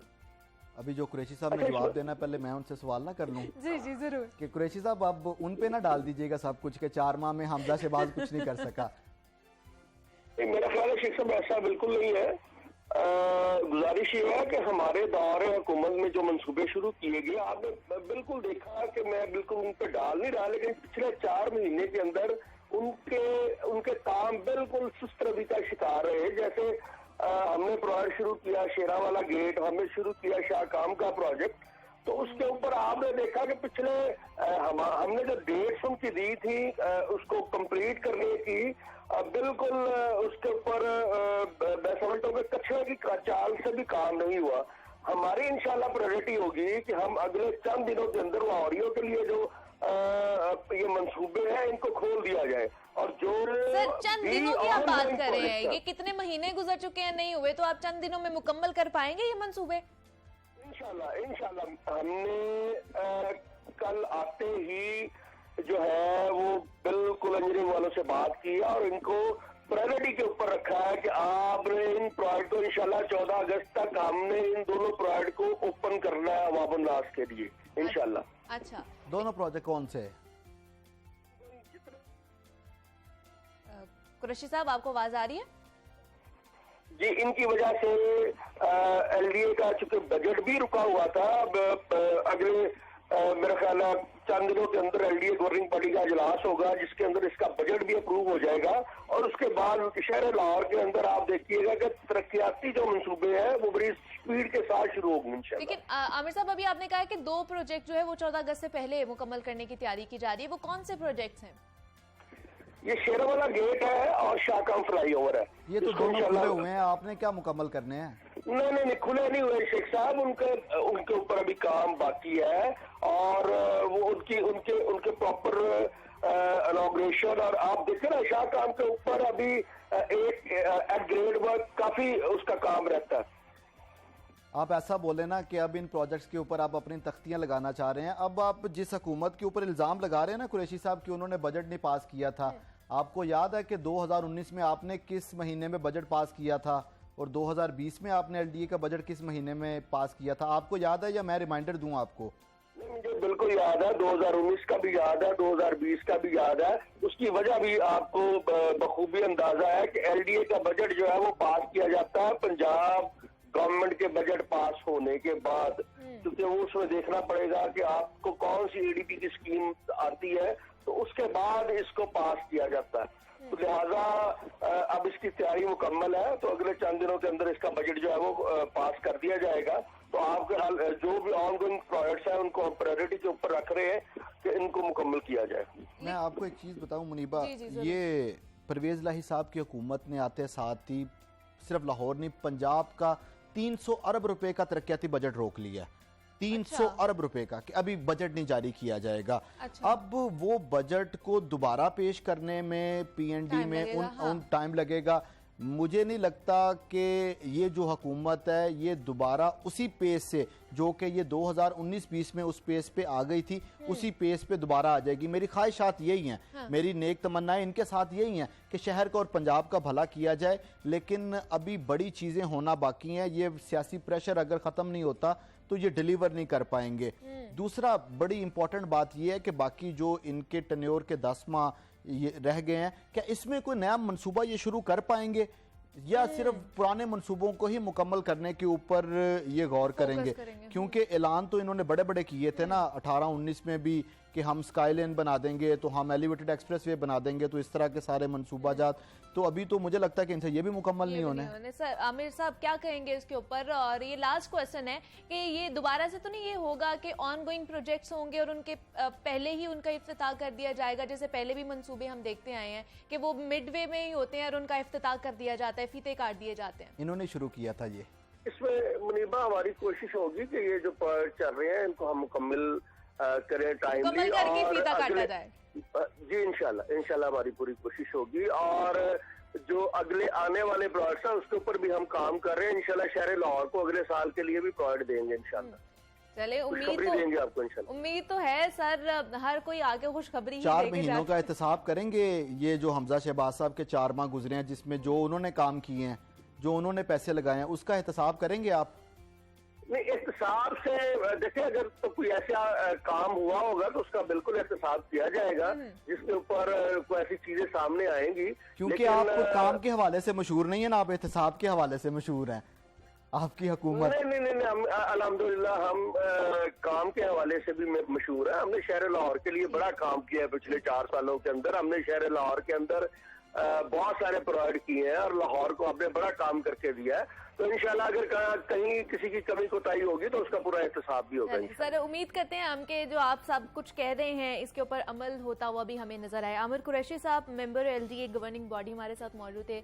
कुरैशी साहब आपका बेहद शुक्रिया। जैन वो तो कह रहे 14 अगस्त तक 2 प्रोजेक्ट वो मुकम्मल कर लेंगे। मुझे तो लगता है वो हाफ वे में जो फीता कटना ना वही है। मैंने तो वो कुरैशी साहब के सामने भी अर्ज की थी कि ये काम आपने शुरू किया था कि बस दरमियान में फीता काट दिया जाए। जब मुझे याद है कि बुज़दार साहब का आखिरी दिन था बतौर वज़ीर आला पंजाब, तो उन्होंने 90 शारा कायदे आज़म पे बुला के वो 3 उन्होंने तख्तियाँ लगाई और वहाँ पे उन्होंने फीते काट दिए थे। इनको भी फीते काटने की इतनी जल्दी है, तो चाहिए तो यही कि इनको मुकम्मल कर दिया जाए। इस वक्त ये जो सर्कुलर रोड पे रहने वाली आवाम है गुज़िश्ता 1.5 साल से बड़े मसाइल का शिकार है। उससे पहले कई उन्होंने दहाइयाँ इसी तरह ही देखा, तो अभी मुकम्मल कर देना चाहिए। हुकूमत कोई भी हो, मुफाद आमा का काम नहीं रुकना चाहिए। इसी तरह गुलाब देवी अंडरपास के से मुल्हिका जो लोग हैं, लाहौर ब्रिज के साथ मॉडल टाउन कोर्ट्स हैं, अदालतों में आने वाले लोगों को मुश्किलात हो रही हैं। मानसून की बारिशें चल रही हैं, वहाँ पर गहरे गड्ढे पड़े हुए हैं, वहाँ पे मट्टी है, लोगों को गुजरने में मुश्किलात का सामना करना पड़ रहा है। सियासत आप ऐवानों में अपनी जारी रखें, हाँ जी। जितनी मर्जी सियासत करें, जो मर्जी सियासी दाव पेच खेलें, लेकिन मुफाद आमा को किसी भी सूरत में डिस्टर्ब ना करें। जब सियासत मुफाद आमा के ऊपर असरअंदाज होना शुरू हो जाती है तो लाहौर जैसे मेट्रोपॉलिटन सिटी में जो मसाइल हैं वो बढ़ना शुरू हो जाते हैं। जब आप काम नहीं कर, लाहौर को रोजाना की बुनियाद पर ऑपरेशन और मेंटेनेंस की जरूरत है। अगर आप 24 घंटे एक दिन लाहौर में कोई मेंटेनेंस का काम नहीं करेंगे तो आपको अगले 24 घंटों में 48 घंटे का काम करना पड़ेगा। यहाँ पर लाइफ हर सेकंड बाद तब्दील होती है। यहाँ वो मंजरनामा चेंज हो रहा है, जिस तरह ये सियासी मंजरनामा तब्दील हो रहा है, ये भी हर मिनट बाद ही तब्दील हो रहा था। लेकिन लाहौर को सियासी तवज्जो के साथ साथ इदारों की तवज्जो की भी जरूरत है। इदारे अब इस चीज के मरहूने मिन्नत ना हो कि सियासतदान उनके साथ क्या करेंगे। जब भी कोई तहरीक अदम एतमाद पेश होती है, हत्ता कि कोई खबर भी सामने आ जाती है कि फ्यूचर में ये होने वाला है, तो जो इंतजामिया है वो हाथ पे हाथ धर के बैठ जाते हैं कि अब जो नया आएगा हम उससे हुक्म लेके फिर काम करेंगे। तो जो काम चल रहे हैं उनका क्या कसूर है, मुकम्मल कर लिया करें। हम जिस तरह हमजा शहबाज की 4 माह की हुकूमत को क्रिटिसाइज किया कि इस हुकूमत ने बुज़दार के मंसूबे मुकम्मल नहीं किए, इसी तरह बुज़दार साहब की हुकूमत को भी हम क्रिटिसाइज करते हैं कि उन्होंने शहबाज हुकूमत के मंसूबे मुकम्मल नहीं किए। 4 साल होने को आ गए, आपने उनके स्पोर्ट्स कम्प्लेक्स मुकम्मल नहीं किए। आज वो स्पोर्ट्स कम्प्लेक्स जो कि 5 अरब रुपए के थे वो 11 अरब रुपए पे पहुंच गए। क्या आपने अपनी जेब से पैसे देने? आपने तो सरकारी खजाने से निकाल कर, हमारी जेबों से निकाल कर, हमारे बिजली के बिलों पर सुपर टैक्स लगाकर, नेट टैक्स में इजाफा करके आपने वहां से पैसे निकाल के देने हैं उन प्रोजेक्ट्स के ऊपर। तो क्यों देर करते हैं इनमें? आपकी सियासी चालों में मुफाद आमा कभी भी डिस्टर्ब नहीं होना चाहिए। ये हर दफा इनको पैगाम दिया जाता है, लेकिन ये हर दफा इनके कान पे जूं तक नहीं रेंगती। इनको चाहिए इस वक्त के अपने सियासत पंजाब अलग रख के ना एटलीस्ट अवाम के लिए सोचा जाए। जैन ऑपरेशन भी तो जारी है ना LDA का शहर लाहौर में, उसके मुख्तलिफ इलाकों में कब्जा शुदा और जितने भी नाजायज तामीरात हैं उनके खिलाफ किया जा रहा है। कौन कौन से इलाकों में हो रहा है ये? ओवरऑल पूरे शहर में जो इलीगल कंस्ट्रक्शंस हैं उनके खिलाफ ये ऑपरेशन शुरू किया गया है ताकि शहर को मास्टर प्लान के मुताबिक ढाला जा सके। अब ऑपरेशन तो चल रहा है, चलना भी चाहिए। अब उस ऑपरेशन में भी एक रुकावट आ गई। मेरे से आप रुकावटें ज्यादा सुनती हैं। वो इस गैर कानूनी तामीरात को गिराने के लिए लोडर डंपर चाहिए, उनको चलाने के लिए पेट्रोल डीजल चाहिए। गुज़िश्ता 15 दिन से PSO ने LDA को पेट्रोल डीजल ही नहीं दिया क्योंकि पेट्रोल और डीजल के प्राइसेस बढ़ गई। उन्होंने अपनी लिमिट जल्दी इस्तेमाल कर ली। उन्होंने कहा पैसे देंगे तो आपको डीजल देंगे। अभी फिर तोहफा मिलने वाला 10 से 17 रुपए का। तो ये एक इदारे की देखें कितनी बड़ी प्रॉब्लम है कि उनके पास उस मशीनरी को चलाने के लिए डीजल ही नहीं है। लेकिन फिर भी लाहौर के तमाम एरियाज में इलीगल कंस्ट्रक्शन के खिलाफ ऑपरेशन चल रहा है।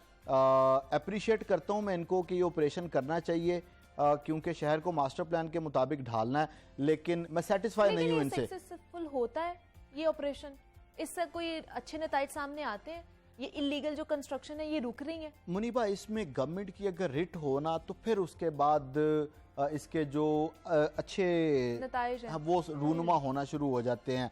मैंने तो अपनी ये सहाफ़ती करियर में देखा है कि जिस इलीगल कंस्ट्रक्शन पे जाके एलडीए ने कार्रवाई की है, उसको गिराया है, वहाँ पे 6 महीने बाद मैंने इलीगल प्लाजा ही देखा है।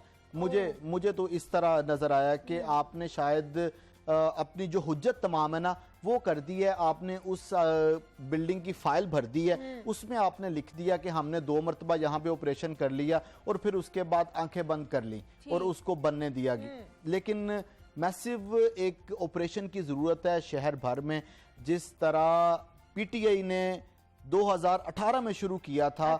और बहुत ज़्यादा ज़मीनें इन्होंने लैंड ग्रैबर से आज़ाद करवाई थी, इलीगल कंस्ट्रक्शन के खिलाफ कार्रवाइयाँ की थी, जिसमें मंशा बम केस बड़ा मशहूर हुआ था। इस तरह के मैसिव ऑपरेशन की ज़रूरत है। ऐसा नहीं है कि रात के अंधेरे में आप जाएं और 3-4 जो छोटी छोटी दुकानें हैं वो गिरा के आ जाएं। एक पूरे शहर का सर्वे होना चाहिए अंडर वन अम्ब्रेला, जितने भी इदारे हैं जिसमें डिस्ट्रिक्ट गवर्नमेंट हो, जिसमें एलडीए हो या कोई भी दीगर अलाइड महकमे टीएमएस हों, इनकी मुश्तरका टीमें बननी चाहिए, पुलिस की मुआवनत होनी चाहिए और तमाम एरियाज में एकदम से ऑपरेशन शुरू करना चाहिए। ये इलीगल कंस्ट्रक्शन या इंक्रोचमेंट कहने में तो बड़ा आसान नज़र आता है कि बस जी वो उसने बिल्डिंग बना ली, लेकिन उसके जो मनफी असरात हैं वो पूरी की पूरी सोसाइटी के ऊपर नज़रअंदाज होते हैं, असरअंदाज होते हैं, जिसमें पानी की फराहमी से लेके निकासी आप से लेके शहर में जो ट्रैफिक के मसाइल हैं जो कि दिन ब दिन बढ़ते जा रहे हैं, वो भी इसी इलीगल कंस्ट्रक्शन की वजह से और इंक्रोचमेंट की वजह से पैदा हो रहे हैं। इसके ऊपर काबू पाने की अच्छा ज़रूरत है, लेकिन नहीं पाते, ये नहीं हो पाती है। अगले शो में भी हम आपसे दोबारा से जो मसाइल हैं शहर लाहौर के वो जानने की कोशिश करेंगे, लेकिन तब तक उम्मीद कर सकते हैं कि शायद थोड़े से मसाइल कम हो जाएं। हमारे साथ ज़ैनुल आबिदीन, नुमाइंदा लाहौर न्यूज़ मौजूद थे। ज़ैन, बहुत शुक्रिया आपके वक्त का कि आप यहाँ पर आए हैं और शहर लाहौर के बारे में हम बात कर रहे थे कि एलडीए की कारकर्दगी इस वक्त कैसी है। और जनाब यहाँ पे एक छोटी सी ब्रेक लेते हैं, आपने कहीं नहीं जाना, मिलते हैं इस ब्रेक के बाद।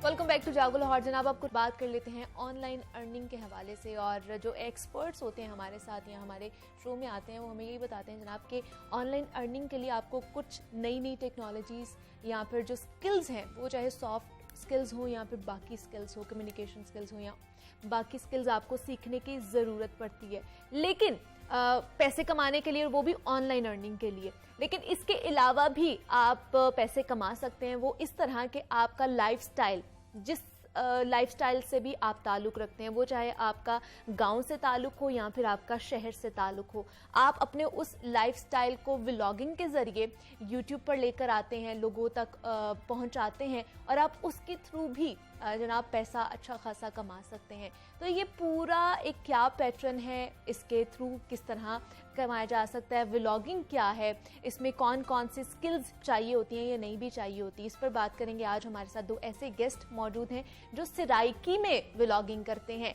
एक जो है वो गांव की लाइफ दिखाते हैं, एक शहर की ज़िंदगी का अहाता करते हैं और उसके बारे में लोगों को बताते हैं। तो हमारे साथ इस वक्त मौजूद है मोहम्मद शहजाद हैं जो गांव की लाइफ के बारे में बताते हैं व्लॉगिंग में, और मोहम्मद हसनैन हैं जो शहर की लाइफ के बारे में बताते हैं। शहजाद, आपको भी वेलकम कहती हूँ जागो लाहौर में, और हसनैन आपको भी वेलकम कहती हूँ जागो लाहौर में।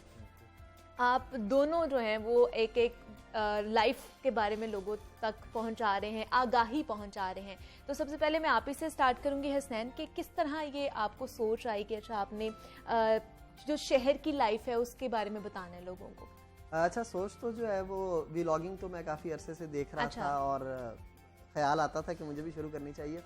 तो फिर लाहौर में रहते हुए चूँकि मैं काफ़ी सारे देख रहा था कि उर्दू में तो बहुत कॉमन है व्लॉगिंग, बहुत से लोग कर रहे हैं, तो सराइकी में बहुत कम कंटेंट था, उसमें शहजाद भाई चूँकि कर रहे थे और ये गाँव की ज़िंदगी दिखा रहे थे, ऑलरेडी वहाँ का सारा हमारा कल्चर दिखा रहे थे। तो क्योंकि मैं भी सराइकी स्पीकिंग हूँ तो मुझे लगा सराइकी में दिखाना चाहिए लेकिन मॉडर्न कल्चर दिखाना चाहिए। तो हमने इंटरनेशनल ट्रिप किया। अभी जब मैंने व्लॉगिंग स्टार्ट की तो हमने दुबई से व्लॉग स्टार्ट किए। तो उसके बाद जो है इस तरह लाहौर में जो है मतलब ज़रा मॉडर्न लाइफस्टाइल दिखा रहा हूँ, लेकिन दिखा सराइकी में रहा हूँ। और सराइकी ऐसी ज़ुबान है कि उसके लिए ज़रूरी नहीं है कि जैसे पश्तो एक ज़ुबान है कि उसको शायद हम आम बंदा नहीं समझ सकता, लेकिन पंजाबी सराइकी तो उर्दू दान भी समझ रहा है और सराइकी तो ऑब्वियसली समझ ही रहे हैं। तो इसलिए उसको मॉडर्न कल्चर को ज़रा दिखाना शुरू किया है सराइकी में, ताकि जो हमारी सारी साउथ पंजाब की खास तौर पर पड़ती है उन लोगों के लिए मैंने शुरू किया ज़्यादा। ठीक है, तो शहजाद आपकी भी जर्नी इसी तरह स्टार्ट हुई? मेरी तकरीबन सेम ही है। मैं वैसे भाई माशाल्लाह शहर से बिलोंग करते हैं, मैं तो विलेज से बिलोंग करता हूँ। वहाँ पर इतना जब मैंने स्टार्ट किया था ना, उस टाइम एंड्रॉइड था और तब यूट्यूब का भी रुझान मतलब बहुत ही कम था। ज़्यादा से ज़्यादा लोग वहाँ पर पीटीवी को जानते होते थे और मतलब ख़ास कुछ नहीं हुआ करता था। मतलब मुझे वीडियो बनाने का, फोटोग्राफी का शुरू से बहुत ज़्यादा शौक हुआ करता था, तो इसलिए मैंने फिर जो है ना एंड्रॉइड लिया, छोटा सा मोबाइल, और उस पर अपना काम थोड़ा थोड़ा से स्टार्ट कर दिया मैंने। तो करता गया, मतलब मुझे उस टाइम ये नहीं पता था कि ऑनलाइन अर्निंग होती है। बस उस टाइम मेरा पैशन था, शौक था वीडियो बनाना, फोटोग्राफी ये बनाना, और शौक मेरा अपने लिए कर रहे थे? अपने लिए कर रहा था, मतलब अपनी जहनी तस्कीन के लिए। बंदा शौक होता है ना, मतलब उसमें कुछ ऐसा नहीं होता कि मुझे उस टाइम पता भी नहीं था कि ये ऑनलाइन अर्निंग देती है। लेकिन उसके बाद जैसे ही इसके ऊपर मैं वर्क करता गया, उसके बाद मुझे आहिस्ता आहिस्ता नॉलेज भी होता गया और पता भी चलता गया कि ऑनलाइन अर्निंग भी देता है ये। तो इंशाल्लाह फिर अल्लाह पाक ने सक्सेस किया और फिर मैं अपने विलेज का माहौल दिखाता। आपको पता है कि विलेज का माहौल ऐसा होता है कि वो तकरीबन हर बंदों को पसंद आता है ना, इसलिए विलेज का माहौल दिखाता गया और मैं भी सराइकी में दिखाता गया। वैसे भी हमारी जितनी लैंग्वेजेस हैं बाकी भी मीठी हैं, लेकिन सराइकी दोनों ने अलग-अलग ही स्टार्ट किया। अलग-अलग स्टार्ट किया। हमारा बिल्कुल अलग स्टार्ट है। लेकिन कितने साल हो गए इस चीज को? नहीं, मैं अभी न्यू हूँ, मुझे कुछ टाइम हुआ है। शहजाद भाई की काफी स्ट्रगल है।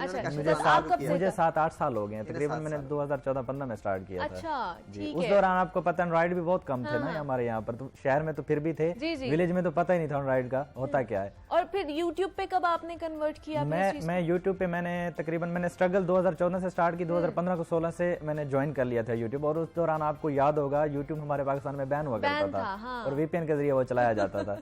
तो उस दौरान तो फिर बड़ी मुश्किल हुआ करती थी मुझे, लेकिन ये कि आहिस्ता आहिस्ता लोगों में रुझान आता गया, एंड्रॉइड बढ़ता गया, यूट्यूब का लोगों में पता चलता गया भाई क्या है सोशल मीडिया। आजकल आपको पता है दौर है ही सोशल मीडिया का। तो अब आज अल्हम्दुलिल्लाह सोशल मीडिया पे बहुत अच्छा नाम है मेरा।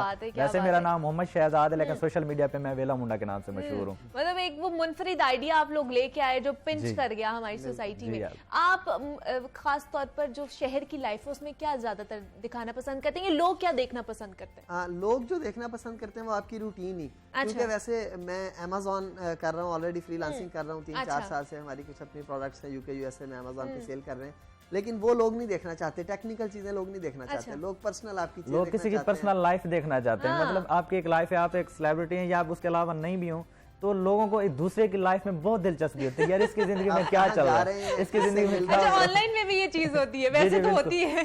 लोग कोशिश करते हैं कि मैं इसकी पर्सनल लाइफ में देखूं क्या एक्टिविटीज हो रही हैं, और ये शादी कर रहा है तो कहाँ कर रहा है, कैसे कर रहा है, क्यों कर रहा है। मतलब लोगों को दूसरे की लाइफ में बहुत इंटरेस्ट होता है। बल्कि अभी मेरी सेकंड वेडिंग एनिवर्सरी थी 22 जुलाई की, तो मैंने उस पर भी एक व्लॉग किया, फिर अपनी शादी के कुछ उसमें शॉर्ट्स ऐड किए, फिर उसमें जो है अपनी सेलिब्रेशन जो सेकंड एनिवर्सरी की हमने की वाइफ के साथ वो दिखाई। तो इस तरह से मतलब चीज़ें कोशिश करता हूँ कि दिखाते रहता हूँ। और जो शहजाद भाई की स्ट्रगल है काफ़ी आजकल, तो जैसे इनको तो ये बता रहे हैं कि आइडिया नहीं था एंड्रॉइड क्या होता है, तब नया था। आजकल तो सब शायद एप्पल यूज़र हैं, आईफोन सबके पास है, और SEO रैंकिंग वगैरह क्या है, यूट्यूब पे कैसे आपने कीवर्ड्स रैंक होना है आपने कीवर्ड्स के थ्रू, तो बहुत आसान हो गया है, लोगों को नॉलेज काफ़ी है इस चीज़ का। तो लेकिन फिर भी मुझे बताइए कि जिन लोगों ने अब आपको देखकर स्टार्ट करना है, आप दोनों से ये सवाल करूंगी कि उन्होंने YouTube पर स्टार्ट करना है, किस तरह क्या स्टार्ट कर सकते हैं? कोई भी रैंडम लाइफ वो अपनी उस पर लेकर आ सकते हैं? क्या चीजें चाहिए होती हैं इसके लिए? जो व्लॉगिंग है ना, उसमें तो चाहिए ही रैंडम लाइफ।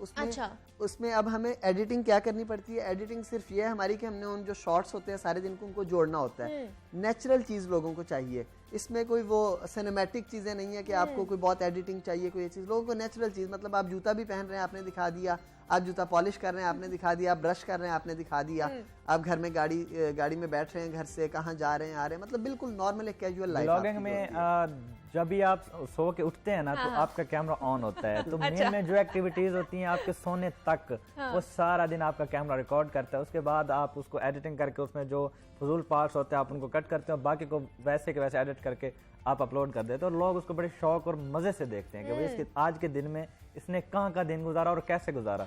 तो गांव में ज्यादातर लोग क्या डिमांड करते हैं कि क्या चीजें दिखाएं? गांव में मेरे जो व्यूवर होते हैं मेरे अक्सर शहर के व्यूवर होते हैं, अच्छा। क्योंकि मैं विलेज से हूँ। हाँ। तो विलेज की लाइफ वैसे भी बहुत ज्यादा पसंद की जाती है बनिस्बत जो ना शहर की।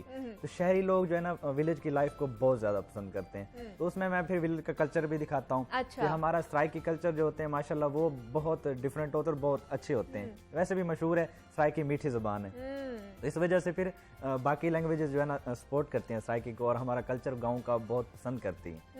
जी। तो मैं चाहूंगी कि थोड़ा सा सराइकी में भी आप बोलें। वैसे मुझे समझ नहीं आती ना, मुझे बोलनी आती है, लेकिन हम सुनना चाहते हैं मीठी जुबान कैसे बोली जाती है। नहीं, यकीनन तो आप समझता है वैसे क्यों, जो आसान जुबान है कोई इतनी मुश्किल तो जुबान क्या नहीं कि मतलब तो आपको समझ ना आवे। मैं सराइकी तो नाल गाल करेंदा पे ते नॉर्मल मतलब पंजाबी से थोड़ी और उर्दू से थोड़ी सी मिलती जुलती है। सराइकी बगैर चीनी के मीठी जुबान है। अच्छा, क्या बात है। कोई गुड़ नहीं पाउना पाਉਂਦਾ, कोई चीनी नहीं पाउनी पाਉਂਦੀ, कोई शक्कर नहीं पाउना पाਉਂਦਾ, ये सिर्फ अल्फाज ही ने मीठे हैं पे। क्या बात है जनाब, क्या बात है। लेकिन अब शहजाद फिर वहाँ पर जो गाँव की लाइफ है वहाँ पर लोगों ने तो थोड़ा सा बहुत रेसिस्ट किया होगा कि नहीं हम लोग कैमरे के आगे नहीं आएंगे, हमारा कल्चर आप दिखा रहे हैं। फैमिली में ये चीजें होती है ना खासतौर पर? जी बिल्कुल, गांव में ये चीज़ें मुझे बहुत प्रॉब्लम फेस करनी पड़ती हैं कि गांव में ये चीज़ कैमरा वैसे भी नेगेटिव थोड़ा सा समझा जाता है कि विलेज के कल्चर के हिसाब से। जब मैंने स्टार्ट किया था तो मैं जब कैमरा उठा के फिर रहा होता था और वीडियो बना रहा होता था तो लोग मुझे मतलब कहते थे कि यह लड़का है, चलो इसके मुंह पे क्या बोलना है, इसने क्या समझना है। तो मेरे वालिदैन को फिर क्या करते थे कि आपका लड़का जो है ना हाथ से निकल रहा है यार, इसको कुछ संभालो,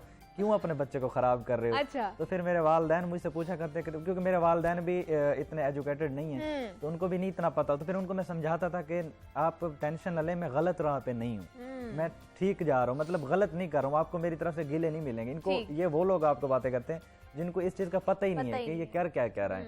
लेकिन जब अल्लाह ने मुझे इज्जत दी, सक्सेस किया, तो फिर वही लोग समझते हैं कि यार हाँ ये बंदा बिल्कुल ठीक था पर हम गलत थे। तो इसलिए जो है ना बहुत अच्छा लगता है मुझे अपने गांव में वीडियो बनाना, वहाँ का कल्चर दिखाना। और अब तो तकरीबन अब आपको पता है शऊर आ चुका है, सोशल मीडिया का दौर है। आज टीवी खत्म हो, मेरे ख्याल में जैसे जैसे वक्त जाता जा रहा है टीवी खत्म होता जा रहा है, सोशल मीडिया का जमाना आता जा रहा है। अच्छा, मैं हसन आपसे जानना चाहूंगी, अब थोड़ी सी टेक्निकल चीजों पे आ जाते हैं कि यूट्यूब पर किस तरह पैसा कमाया जा सकता है, कितना महाना पैसा कमाया जा सकता है। मतलब लोग क्लेम करते हैं ना कि लाखों रुपया अभी घर बैठ के आप व्लॉगिंग के जरिए, यूट्यूब के जरिए पैसा कमा सकते हैं। Is it true? बिल्कुल बिल्कुल, लाखों रुपए कमाया जा सकता है, नहीं लाखों लोग लाखों रुपए कमाए जा रहे हैं। अच्छा। और मतलब बहुत आसान भी नहीं है, ज़ाहिर इसमें सिर्फ कंसिस्टेंसी चाहिए कि आपको जो है ना डेली आपको कुछ ना कुछ कंटेंट देना है, यूट्यूब को फेसबुक को कंटेंट देना है। अच्छा। तो फिर वो आपको जो है ऑटोमेटिकली उनका एल्गोरिदम ऐसा है कि वो आपको लोगों तक पहुंचा रहे हैं, रिकमेंडेशंस में आप आ रहे हैं, सजेशंस में आप आ रहे हैं। तो वो अगर आप डेली रूटीन में कंसिस्टेंसी के साथ लगे रहें तो आसान है, कोई इतना मुश्किल नहीं है। थोड़ा टाइम तो लगेगा ज़ाहिर है, जैसे शहजाद भाई को काफ़ी टाइम लगा। हाँ जी, हाँ जी। तो आज निस्बतन आसान है ऊपर आना। लेकिन अगर आपसे मैं पूछूं तो आप कौन सी ब्रैकेट में हैं अभी, कितना महाना कमा लेते हैं? महाना लाख से ऊपर ही आप। अच्छा। हाँ, मतलब इतने तक आप पहुंच गए हैं आसानी से। हाँ ठीक है। लेकिन आप अभी यूट्यूब पे हैं या फेसबुक पे? यूट्यूब फेसबुक दोनों पे। अच्छा, दोनों पे करना पड़ता है? दोनों पे नहीं, वो आपकी मर्जी है, लेकिन हम लोग दोनों पे कर रहे हैं। शहजाद भाई भी, मैं भी यूट्यूब प्लस फेसबुक दोनों पे कर रहे हैं। बल्कि अब जो इस वक्त पाकिस्तान में है वो फेसबुक ज्यादा पे कर रहा है, पाकिस्तान में नहीं ओवरऑल। अच्छा। फेसबुक अभी जो है यूट्यूब से ज्यादा पे कर रहा है, उसके एड्स जो है वो महंगे हैं और वहाँ पे ज्यादा पे कर रहे हैं। और शहजाद आप कौन सी ब्रैकेट में अभी? तकरीबन आप कह लें कि 4-5 लाख मंथली कमा लेते हैं जी अल्हम्दुलिल्लाह। अप डाउन होता रहता है क्योंकि रेट्स मार्केट में अप डाउन होते रहते हैं। आपको पता है डॉलर भी आजकल टिक कहाँ रहा है, डॉलर भी ऊपर नीचे होता रहता है। हमारी जो सैलरी होती है वो डॉलर्स में आती है, तो उसके भी मार्केट रेट होते हैं, फिर एड्स के भी मार्केट रेट्स होते हैं, ऊपर अप डाउन होता रहता है। लेकिन 4 से 5 लाख इतना इजीली हो जाता है महीने में। लेकिन सब्सक्राइब्स जितने आपके फॉलोअर्स हैं उसके ऊपर भी डिपेंड करता है? आपके फॉलोअर्स पे डिपेंड, अर्निंग नहीं करती। अर्निंग जो होती है वो आपके व्यूज पे डिपेंड करती है। फॉलोअर्स ये होता है कि आपको एक आइडिया हो जाता है कि आपको कितने लोग पसंद कर रहे हैं, आपको कितने रेगुलर देखना चाह रहे हैं, आपको कितने सब्सक्राइब कर रहे हैं। मतलब ये एक आपको एनर्जी देती है ये चीज़ कि आपके साथ कितने लोग जुड़े हुए हैं। तो अल्हम्दुलिल्लाह मेरे साथ तकरीबन 7 लाख के करीब लोग जुड़े हुए हैं यूट्यूब पे, और फेसबुक पे भी इसी तकरीबन 7 से 8 लाख मेरे फेसबुक पे जुड़े हुए हैं। हर प्लेटफॉर्म पे मेरे अल्हम्दुलिल्लाह मिलियन के करीब फॉलोअर्स हैं। और आपके? मेरे फॉलोअर्स अभी कम हैं। मेरी व्यूअरशिप जो है फेसबुक पे वो लाख प्लस जा रही है। अच्छा। अभी जो मैंने व्लॉग स्टार्ट किए जब, और यूट्यूब पे अभी मैं कम हूँ। लेकिन अभी चूंकि मेरा अभी स्टार्ट है तो अभी कुछ टाइम मुझे मजीद चाहिए अभी। लेकिन जो यूट्यूब का चैनल है उसे मोनेटाइज कराना और बाकी चीजें भी देखना वो भी जरूरी है, और वो किस तरह किया जा सकता है? वो सब कुछ आपको इसमें यह है कि आपको किसी की हेल्प की जरूरत नहीं है, आपका मोबाइल और आप ही सब कुछ है। इसमें मोनेटाइजेशन के लिए भी मतलब जो एक क्राइटेरिया है यूट्यूब का कि आपके 1000 सब्सक्राइबर होने चाहिए, 4000 घंटे आपके वो व्यूअरशिप होनी चाहिए, वो आपकी कंप्लीट होती है तो ऑटोमेटिकली फिर वो आपका आगे प्रोसेस स्टार्ट हो जाता है। वो एडसन का आप अकाउंट अटैच कर देते हैं अपने उसके साथ, और वो सारा, और पाकिस्तान में चूंकि पेपाल नहीं है तो पाकिस्तान में आपको डायरेक्टली वेस्टर्न यूनियन के थ्रू भी यूट्यूब पे कर देता है, आपके बैंक अकाउंट में पे कर देता है। तो वो लेकिन जो लोग पैसे लेके मोनेटाइज करते हैं उसका कोई फायदा होता है या नहीं? नहीं, मेरे ख्याल में तो वो नहीं करवाना चाहिए। अच्छा। क्योंकि वो एक आपके जो है ना क्रिएटर जो है ना आपको खुद अपनी मर्जी से सब्सक्राइब नहीं कर रहा होता। अगर आपका एक मोबाइल है, मैं आपको पर्सनली आपकी मिसाल दे देता हूँ कि अगर आप किसी को सब्सक्राइब करती हैं, आप उसका कंटेंट आपको अच्छा लगता है तो आपको सब्सक्राइब उसको करती हैं। अगर आप उसका कंटेंट अच्छा नहीं लगता आप इग्नोर कर देती हैं। अगर मैं आपका मोबाइल पकड़ के आप उसको सब्सक्राइब कर देता हूँ बिलफर्ज, तो आपका उसमें इंटरेस्ट नहीं है तो आप देखेंगे कैसे? तो वो बजाय आपको फायदे के वो नुकसान देता है। वो जो है ना मेरे ख्याल में अपने स्ट्रगल से जो आपको अपनी पसंद से सब्सक्राइब करता है ना, वो आपको लॉन्ग टाइम व्यूअर होता है। अच्छा। और आपको व्यूज देता रहता है, आपको फायदा देता रहता है, तो वो व्यूज अच्छा है। बाकी वो जो होता है ना उससे काफी प्रॉब्लम बाद में, उस टाइम तो देखने को अच्छा लगता है लेकिन बाद में बहुत उसकी प्रॉब्लम मिलती है। तो रोजाना की बुनियाद पे कितना कंटेंट डालना पड़ता है, कितनी वीडियोस डालनी पड़ती हैं? वैसे तो यूट्यूब का कोई लिमिट नहीं है, आप जितना ज्यादा से ज्यादा डालें। वो साइकी दी मिसाल है, जितना गुड़ उतना मीठा। तो बाकी जो है ना हम तो साइकी व्लॉगर डेली रूटीन और डेली व्लॉगिंग करता हूँ, और मेरा पिछले साल में मैंने एक मतलब माइंड में सेट किया था कि मैंने पूरे साल में कोई छुट्टी नहीं करनी। तो मैंने पूरे साल में कोई छुट्टी नहीं की और मैंने पूरा साल व्लॉगिंग की, और हर डेली की एक वीडियो मैं अपलोड करता हूँ अभी भी। और पिछला साल मेरा कोई छुट्टी नहीं थी मेरी। तो हसनैन ये भी कोई टिप है या ये भी कोई कह लें कि टेक्निक है कि आपने रोजाना की बुनियाद? बिल्कुल बिल्कुल, मैंने आपको ये पहले भी बताया कि यूट्यूब आपको चेक कर रहा है कि आप कंटेंट कितना डाल रहे हैं, कंटेंट कैसा है वो भी मैटर करता है, लेकिन वो इतना ज़्यादा मैटर नहीं करता कि उसकी कंसिस्टेंसी क्या है। तो रूटीन में एक वीडियो अगर आपकी आ रही है ना, उसमें जैसे शहजाद भाई ने बताया इनकी 365 डेज में एक भी ऑफ नहीं है, 365 वीडियोस आई हैं। तो इसी तरह आपकी वीडियो जो है वो कंसिस्टेंसी के साथ आनी चाहिए। तो उसमें जो है फिर, और जैसे अभी आप सब्सक्राइबर की बात शहजाद भाई ने की कि सब्सक्राइब तो आप किसी को करवा लेंगे, लेकिन उससे आपकी अर्निंग में कोई इफेक्शन नहीं आ रही, कोई वो बढ़ नहीं रहा, इफेक्ट नहीं हो रही। वो तो आपकी व्यूअरशिप से आनी है सारी। तो अगर आपने एक चैनल सब्सक्राइब किया भी हुआ है लेकिन आप उसको इग्नोर कर रहे हैं क्योंकि वो आपने पेड करवा तो लिया सब्सक्राइब, लेकिन वो फिर फ़ायदा नहीं है ना। वो तो फ़ायदा आपको तभी है जब वो उसको देख रहे हैं लोग, व्यूअरशिप पे आपको पैसा आना है। तो सब्सक्रिप्शन पे वो सिर्फ आपको ये पता लग रहा है हाँ मेरे साथ इतने लोग अटैच हैं कि इन लोगों का हाँ ये फ़ायदा ज़रूर है कि इनको फ़ौरन जैसे ही यूट्यूब खोलेंगे तो इनको मेरी जो लेकिन वीडियो है वो फिर मैं ये हसनैन जानना चाहूँगी वो जो थंबनेल्स होते हैं नीचे और भी चीज़ें लिखी जाती हैं वो किस तरह फिर ढूंढने चाहिए या किस तरह की अट्रैक्शन होनी चाहिए? हाँ, जो हैशटैग्स की अगर हम बात करें, हैशटैग्स हैं वो तो आपको जो रूटीन में आपने काम किया, फॉर एग्जांपल आज मैंने एक रेस्टोरेंट पे डिनर किया है तो वहाँ पे रेस्टोरेंट का हैशटैग डाल दूंगा। अच्छा। फिर उसमें डिनर का हैशटैग डाल दूंगा। फिर कोई ट्रिप किया है तो ट्रिप का, वेकेशंस का, इंटरनेशनल ट्रिप किया तो इंटरनेशनल का हैशटैग, और इस तरह से वो जो हैशटैग आप वीडियो में दिखा रहे हैं मतलब उस वीडियो में आपको जो शूट कर रहे हैं टैग्स वही आप लगाएंगे ताकि वो YouTube को समझ लगे कि ये वीडियो किस टॉपिक पे है और ये किस ऑडियंस को दिखानी चाहिए, क्योंकि हर ऑडियंस का अपना इंटरेस्ट होता है ना। आपका अपना इंटरेस्ट है, मेरा अपना है, तो वो फिर YouTube को समझ आती है कि भाई ये किस ऑडियंस को दिखानी चाहिए, फिर उस हिसाब से वो रिकमेंड करता है उनको। तो फिर उनको खुद ही ढूंढ के रिकमेंड करना शुरू कर देता है। ठीक है जी, हमारे साथ मोहम्मद शहजाद और मोहम्मद हसनैन मौजूद थे और दोनों ही व्लॉगर हैं, सराइकी के व्लॉगर हैं। एक जो है वो गांव की ज़िंदगी दिखाते हैं और दूसरे जो है शहर